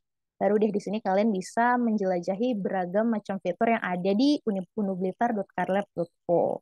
Gitu ya. Mungkin adakah teman-teman di sini yang sudah berhasil melakukan aktivasi atau mungkin mengalami kendala? Karena biasanya untuk kendala sendiri, teman-teman ini bisa langsung mengadukan aja kendalanya ke WhatsApp CS Career Lab di krlab.co/cs-careerlab. Atau teman-teman bisa langsung scan aja di sini barcode-nya. Nanti kalian akan dibantu oleh tim CS Career Lab untuk melakukan aktivasi akun gitu ya. Karena kalau teman-teman tadi juga untuk link absensi yang dikirimkan oleh operator, nanti kalian itu akan diminta untuk login dulu ke dalam platform teman-teman, baru nanti kalian bisa melakukan registrasi atau melakukan konfirmasi kehadiran gitu ya. Jadi harapannya tadi teman-teman semua sudah melakukan aktivasi akun, yang mana caranya itu tadi gampang banget ya. Jadi kalian tinggal masukkan aja email pribadinya, kemudian nanti kalian akan mendapatkan email aktivasi, diklik tombol activate account-nya, akan ada email baru untuk membuat password. Kalau sudah buat password, bisa langsung klik tombol masuk dan masukkan email pribadi kalian beserta password baru yang sudah dibuat. Gitu ya. Mungkin nanti kalau misal masih ada pertanyaan, kita bisa diskusi lebih lanjut, bisa saya tanya jawab. Aku juga akan mengingatkan kembali, jangan lupa untuk mengisi daftar kehadiran ya teman-teman. Ini kalian bisa langsung scan aja barcode-nya, atau ketikkan di krlab.co/absensi-unublitar. Dan jangan lupa juga untuk mengisi form feedback-nya teman-teman, karena nanti untuk masing-masing peserta yang sudah melakukan konfirmasi juga mengisi form feedback, peserta tersebut akan mendapatkan e-sertifikat setelah acara. Gitu. Jadi silakan di-scan atau diketikkan aja di krlab.co/feedback-unublitar. Nah, mungkin kalau misal aku boleh spill juga nih beberapa kelas-kelas persiapan dan perencanaan karir di semester ini, kalian bisa cek langsung sebenarnya di unublitar.carlab.co. Tapi untuk periode Januari sampai Juni tahun ini nih teman-teman, karena memang biasanya topiknya ini dipersiapkan per semester, kalian bisa cek langsung di sini, di slide gitu ya. Nah, nanti terdekat ini teman-teman, kita akan ada karir class di hari Sabtu. Hari Sabtu tanggal 22 Juni seputar persiapan internship atau internship preparation strategy. Jadi gimana sih caranya kalian ini bisa membuat strategi supaya kalian ini bisa meng-apply atau mendaftar magang. Nanti sesinya akan dipimpin langsung oleh Kak Viena Marieta, seorang Human Capital Management dari Astra. Jadi kalau misal kalian kepo, nanti kalian bisa langsung registrasi aja untuk acaranya di hari Sabtu 2 Juni. Registrasinya dari sekarang, tapi acaranya akan diadakan di hari Sabtu gitu ya, jam 10 pagi. Dan pastinya acaranya juga gratis, jadi silakan kalau kalian berminat langsung registrasi aja di dalam unublitar.carlab.co. Kemudian ini untuk link konfirmasi kehadirannya, dan ini untuk form feedback-nya. Dan kalau tadi teman-teman mungkin aku sempat mention juga gitu ya, terkait keberadaan WhatsApp grup komunitas kampus Career Lab bersama dengan Unublitar. Jadi kalau kalian nih, bagi kalian yang berminat untuk join ke dalam grup, karena nantinya di grup ini akan banyak informasi seputar karir, mulai dari info lowongan kerja dan magang, kemudian juga kalian bisa mendapatkan informasi mengenai program-program terbaru dari Career Lab pastinya, ataupun mungkin voucher-voucher menarik, acara-acara menarik lainnya, silakan kalian bergabung aja langsung ke dalam grup, bisa di-scan barcode-nya atau diketikkan untuk alamat grupnya di krlab.co/kk-unublitar. Gitu. Nah, untuk nanti pertanyaan lebih lanjut atau macam kendala ketika kalian melakukan aktivasi akun ataupun ketika kalian ingin mengakses layanan tapi ternyata nggak bisa, nggak berfungsi, silakan kalian menghubungi aja langsung customer service Career Lab di 08111319355 gitu ya. Nanti juga mungkin dari operator akan mengirimkan untuk nomor teleponnya di dalam kolom chat Zoom. Nanti kalau misalnya kalian ada pertanyaan, silakan langsung ditanyakan aja gitu. Oke, itu aja sih teman-teman sebenarnya sesinya dari aku. Nggak panjang lebar, mungkin nanti kita bisa diskusi lebih lanjut aja di sesi tanya jawab, karena nanti untuk penanya terbaik akan ada satu hadiah e-wallet sebesar 50.000 gitu. Jadi buat kalian yang punya pertanyaan, silakan boleh nanti langsung raise hand aja, on mic, atau kalian juga boleh nanti langsung kirimkan pertanyaannya di kolom chat Zoom.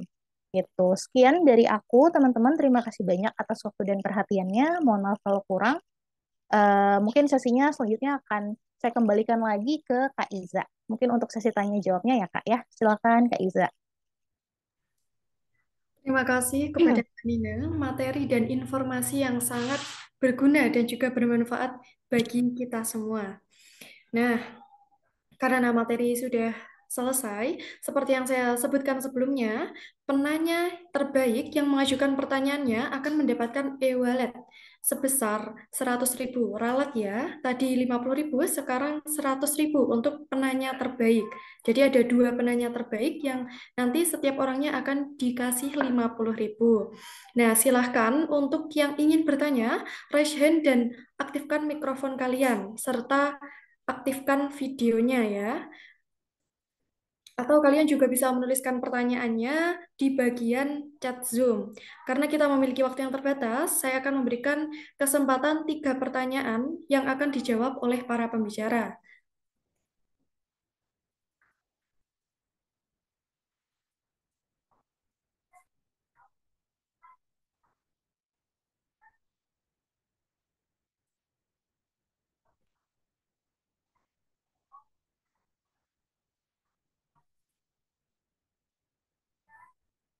Silahkan untuk teman-teman yang masih kepo-kepo tentang karir lab itu apa sih? Monggo langsung bisa ditanyakan. Nanti akan ada e-wallet sebesar 100.000 untuk 2 orang penanya. Setiap orangnya mendapat 50.000. Silahkan raise hand, aktifkan mikrofon, dan aktifkan video.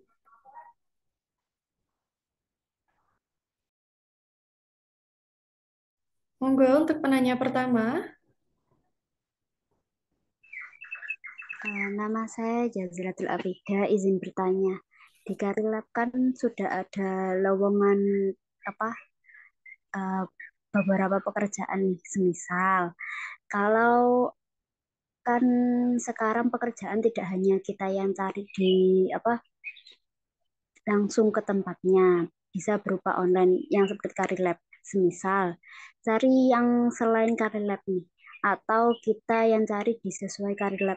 Ternyata kita itu kan pasti takut ya, aware sama penipuan yang secara online. Kan ada kayak seperti pekerjaannya, ada yang full time, ada yang part time dan sebagainya. Nah, kadang kan ada yang penipuan sama gajinya itu diiming-iming dengan gaji, kemudian itu ada yang komen, "Oh, ini tuh penipuan." Nah, kita untuk mengantisipasi lowongan pekerjaan yang secara digital itu penipuan atau tidak, itu untuk menangani hal-hal tersebut, itu tips dan triknya itu bagaimana ya? Oke, baik. Mungkin Kak Iza, saya izin langsung jawab aja ya, Kak ya. Oh iya, silahkan. Tadi untuk Kak Jazilatul, ini dari program studi apa, Kak? Dari Pendidikan Guru Sekolah Dasar, PGSD. Monggo, Kak. Oke, baik. Terima kasih atas pertanyaannya, Kak Jazilatul. Mungkin kalau saya boleh izin menjawab nih, Kak. Kalau untuk di Carlab sendiri, yang pertama dari Carlab gitu ya, untuk segala macam lowongan, baik itu lowongan magang, lowongan pekerjaan, baik itu magang maupun full time ataupun yang part time, dari Career Lab ini pastinya lowongan-lowongan yang masuk itu adalah lowongan-lowongan yang percaya gitu ya Kak ya. Yang terpercaya artinya dari Career Lab sendiri pastinya lowongan yang masuk ini sudah dicek juga, sudah dilakukan cross check dari sisi perusahaannya dan juga pekerjaannya. Jadi kalau misal nanti Kak Jazilatul ingin apply langsung lowongannya di unublitar.carlab.co, jadi bisa langsung silakan di-apply aja gitu ya. Terus kemudian kalau kita bisa menyambung tadi pertanyaan yang kedua terkait mungkin marak lowongan-lowongan yang sifatnya itu penipuan gitu ya Kak ya. Gimana cara untuk mengantisipasi lowongan-lowongan seperti lowongan-lowongan bodong gitu, mungkin bahasanya gitu kali ya Kak ya.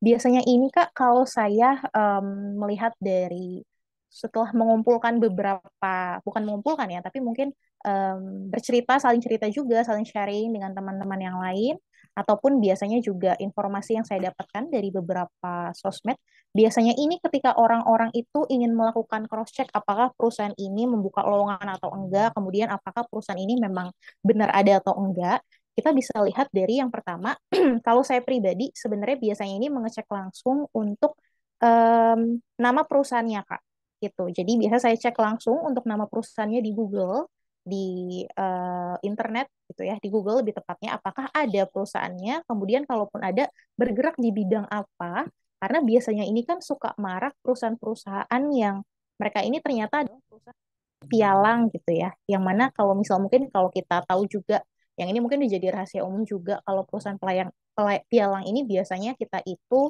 em, kerjanya itu dituntut untuk bisa berdedikasi tinggi terhadap perusahaan, tapi ternyata benefit yang kita dapatkan itu nggak seberapa gitu. Jadi tekanannya sangat tinggi gitu. Jadi memang pertama saya lakukan cross check untuk perusahaannya apakah benar ada, kemudian bergerak di industri apa, kemudian untuk produk dan layanannya seperti apa yang mereka punya, apakah mereka ini masuk ke industri mungkin FMCG, retail, atau mungkin memang bergerak di layanan jasa gitu. Yang pasti dicek dari sisi sosmednya, kemudian dari sisi keberadaan perusahaannya juga, dan yang kedua mungkin bisa dilakukan juga adalah dengan mengecek langsung informasi terkait lowongan tersebut gitu Kak. Karena biasanya kadang kan suka ada informasi masuk tahu-tahu lewat email aja gitu ya. Lewat email kemudian kita nggak tahu nih ini apakah yang mengirim resmi dari perusahaan tersebut atau enggak. Dicek juga untuk domain dari email tersebut Kak Jazilatul gitu. Jadi biasanya semisal kalau misal ada email masuk dari Pertamina, tapi kita merasa kita tuh nggak pernah apply ke Pertamina gitu ya, ke PT Pertamina. Kemudian ketika kita cek ternyata pengirimnya ini secara domain emailnya masih pakai @gmail.com. Nah itu biasanya kalau saya sih saya abaikan aja emailnya itu. Karena biasanya kalau misal HR resmi yang mengirim email kepada kita, biasanya ini secara subdomain email mereka itu pasti pakai email kantor gitu. Seperti misalnya kalau di Karilab sendiri @karilab.co gitu atau mungkin kalau Pertamina @pertamina.co.id gitu ya. Misal namanya Bapak Budi, berarti budi@pertamina.co.id. Berarti pengirimnya memang secara resmi dari kantor Pertamina itu sendiri gitu. Jadi bisa dilihat dari tingkat keresmiannya, pengiriman emailnya, dan biasanya juga dari isi atau body emailnya itu terlihat juga Kak gitu. Apakah secara tata ini memang resmi atau biasanya kan suka ada info-info masuk ini lewat email atau WA, tapi ternyata kalau kita melihat dari tatanan bahasa yang digunakan gitu ya, itu kayaknya nggak terpercaya gitu ya, karena bahasa yang digunakan adalah bahasa yang ya udah apa adanya aja gitu, nggak bahasa resmi yang memang biasanya digunakan ketika kita melamar lowongan pekerjaan gitu. Jadi mungkin bisa dilakukan dua hal itu tadi dulu, Jazilatul, untuk mengecek apakah perusahaan tersebut memang benar tidak melakukan penipuan ataupun yaitu tadi ya penipunya sedang ternyata mereka itu memang banyak mengirimkan email dan juga informasi terkait lowongan via WA atau email. Itu paling mungkin dari saya Kak Jazilatul. Semoga menjawab ya Kak ya. Baik, kasih. Sama-sama Kak Jazilatul. Monggo kepada teman-teman, ini masih ada kesempatan untuk dua penanya. Silahkan raise hand, kemudian aktifkan mikrofon dan aktifkan video kalian.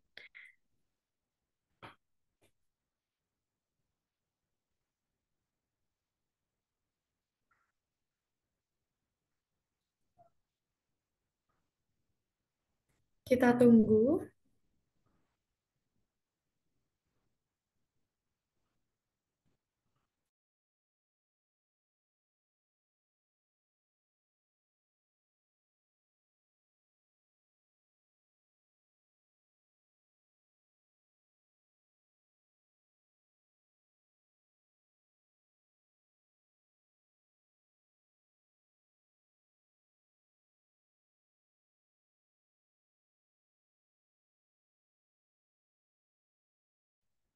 Sepertinya udah jelas semua ya Kak Iza ya. Mungkin untuk sesi tanya jawabnya bisa kita akhiri aja Kak Iza. Nanti untuk saldo e-walletnya berarti akan diberikan kepada Kak Jazil udah bertanya.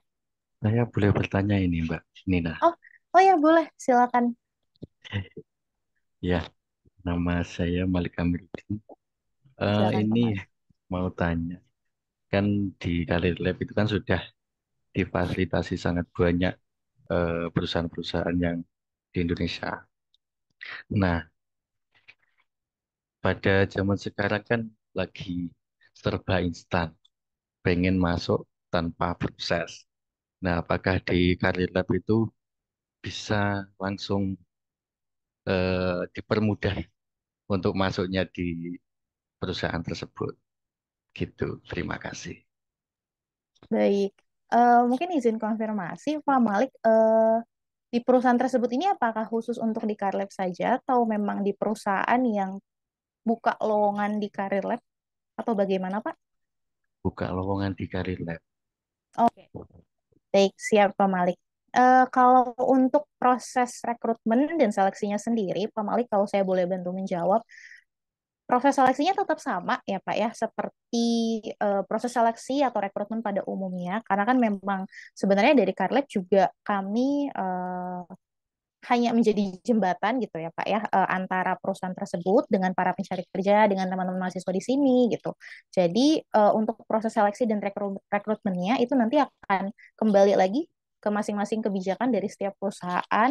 Dan kalau saya bisa memastikan sih biasanya memang untuk proses rekrutmen dan juga seleksinya akan berjalan seperti biasanya gitu Pak Malik. Mungkin kalau di sini mungkin kemudahan-kemudahan yang dimaksud boleh dijelaskan lagi nggak ya Pak Malik, seperti apa atau bagaimana? Ya, kemudahannya misal kita eh, rekomendasi dari Karir Lab yang kampusnya dari universitas gitu. Nah, masuknya langsung masuk kerja gitu tanpa seleksi yang lebih ketat. Nah, mungkin kita kan pada zaman apa ini serba instan ya, pengen cepet-cepet tanpa proses yang panjang gitu. Oke, baik, siap Pak Malik. Mungkin kalau untuk hal tersebut, Pak Malik sebenarnya balik lagi ke kebijakan masing-masing sih, Pak. Tapi memang tiap perusahaan itu kan pastinya beda-beda ya untuk proses seleksi dan juga rekrutmennya gitu. Tetapi mungkin kalau dari Karlab sendiri biasanya ini memang terkadang ada beberapa posisi yang mereka ini memang spesifik minta untuk dari jurusan tertentu gitu. Paling nanti dari Karlab sendiri kami pasti akan share, kemudian akan melakukan rekomendasi lowongan tersebut. Rekomendasi lowongannya akan dimasukkan, akan di-share ke kampus-kampus yang memang diminta secara langsung oleh perusahaan tersebut begitu, Pak Malik. Jadi mungkin sebenarnya secara umum untuk proses rekrutmen dan juga seleksinya kurang lebih akan masih Pak seperti biasanya sesuai kebijakan masing-masing perusahaan gitu.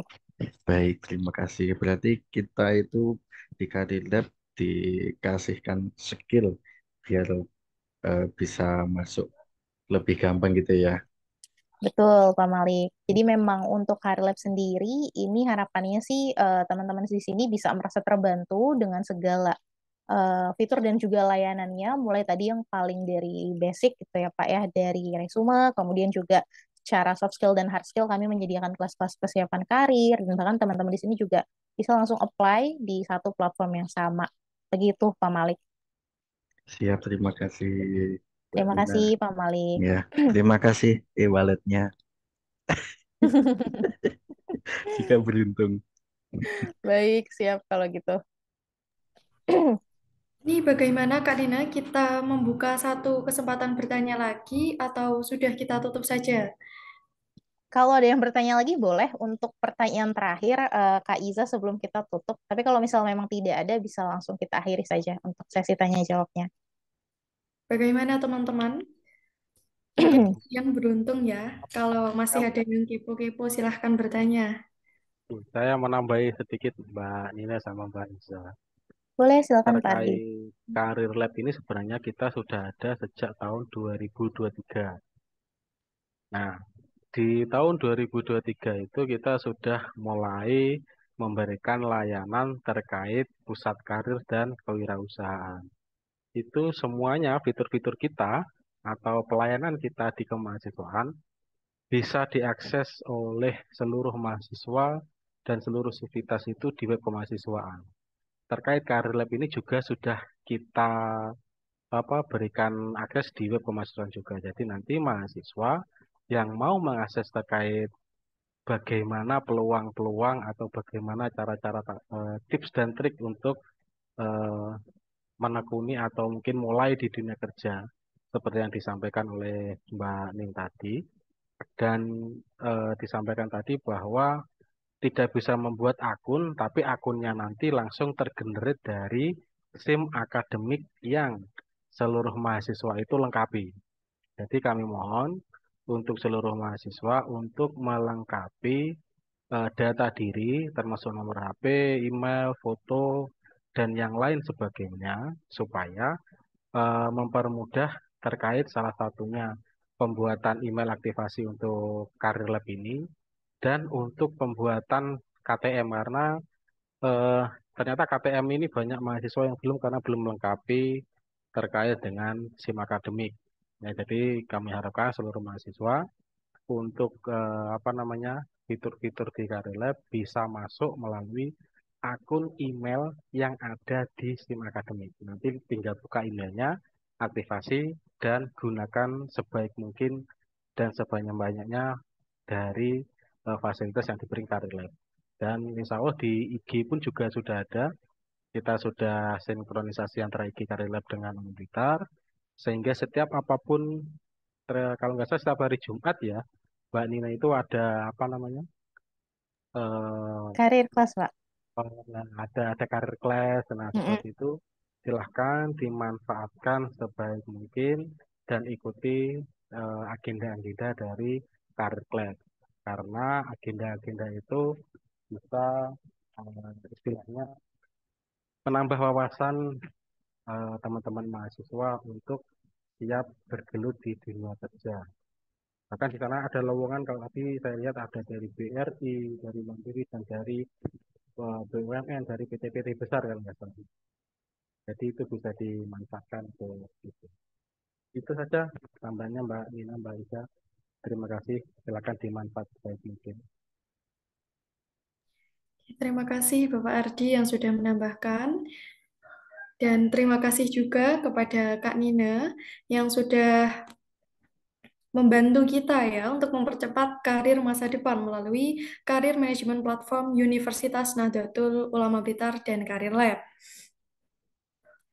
Karena materi pertama dan materi kedua kita ini sudah selesai, nah sebelum kita menutup webinar kita hari ini, saya ingin meluangkan waktu eh, sejenak untuk mengucapkan terima kasih kepada semua pembicara kita, kepada Kak Nina dan juga Bapak Muhammad Arifin atas wawasan berharga dan keahlian yang telah mereka bagikan kepada kita hari ini.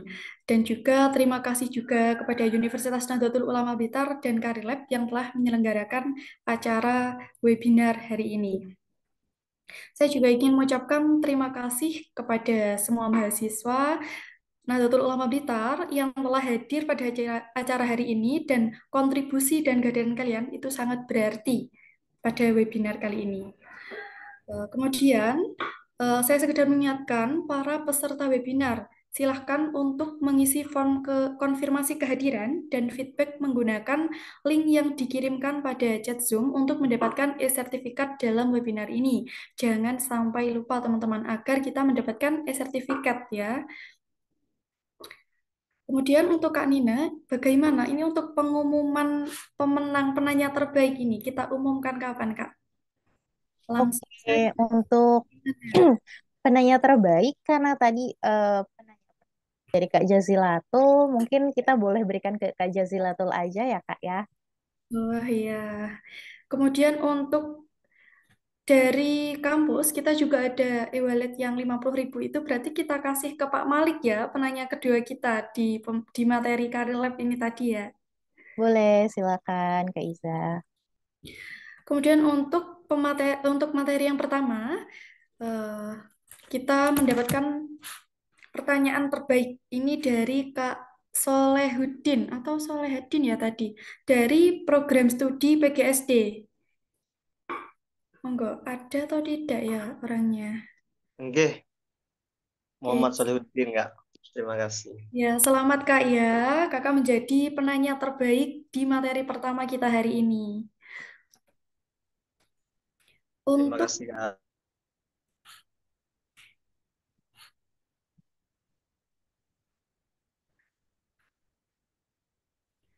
Oke, Kak Nina bisa jelaskan bagaimana untuk klaim hadiah pada hari ini, Kak?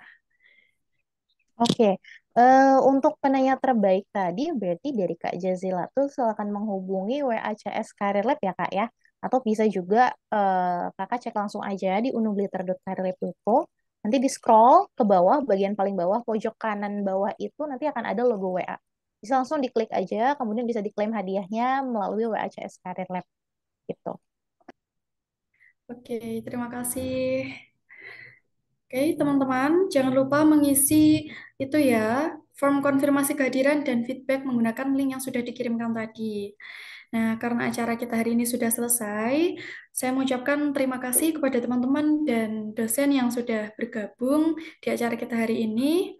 Mari optimalkan penggunaan platform yang sudah difasilitasi Universitas Nahdlatul Ulama Blitar di platform unublitar.careerlab.co dalam membantu persiapan karir dalam kelas persiapan karir, membuat resume hingga lowongan kerja.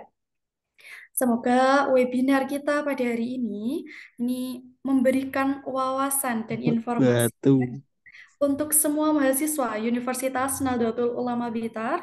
Semoga kita semua bisa sukses berkarir ke depannya. Terima kasih. Saya Iza Konida selaku Master of Ceremony mengucapkan mohon maaf yang sebesar-besarnya dan juga terima kasih kepada teman-teman yang sudah bergabung. Saya minta maaf jika ada kesalahan dari awal hingga akhir. Sampai jumpa di acara selanjutnya. Wassalamualaikum warahmatullahi wabarakatuh. Waalaikumsalam warahmatullahi wabarakatuh. Terima kasih Mbak Iza, terima kasih Mbak Bye Nina. bye. Terima kasih. Terima kasih waletnya Mbak Ina. Terima kasih.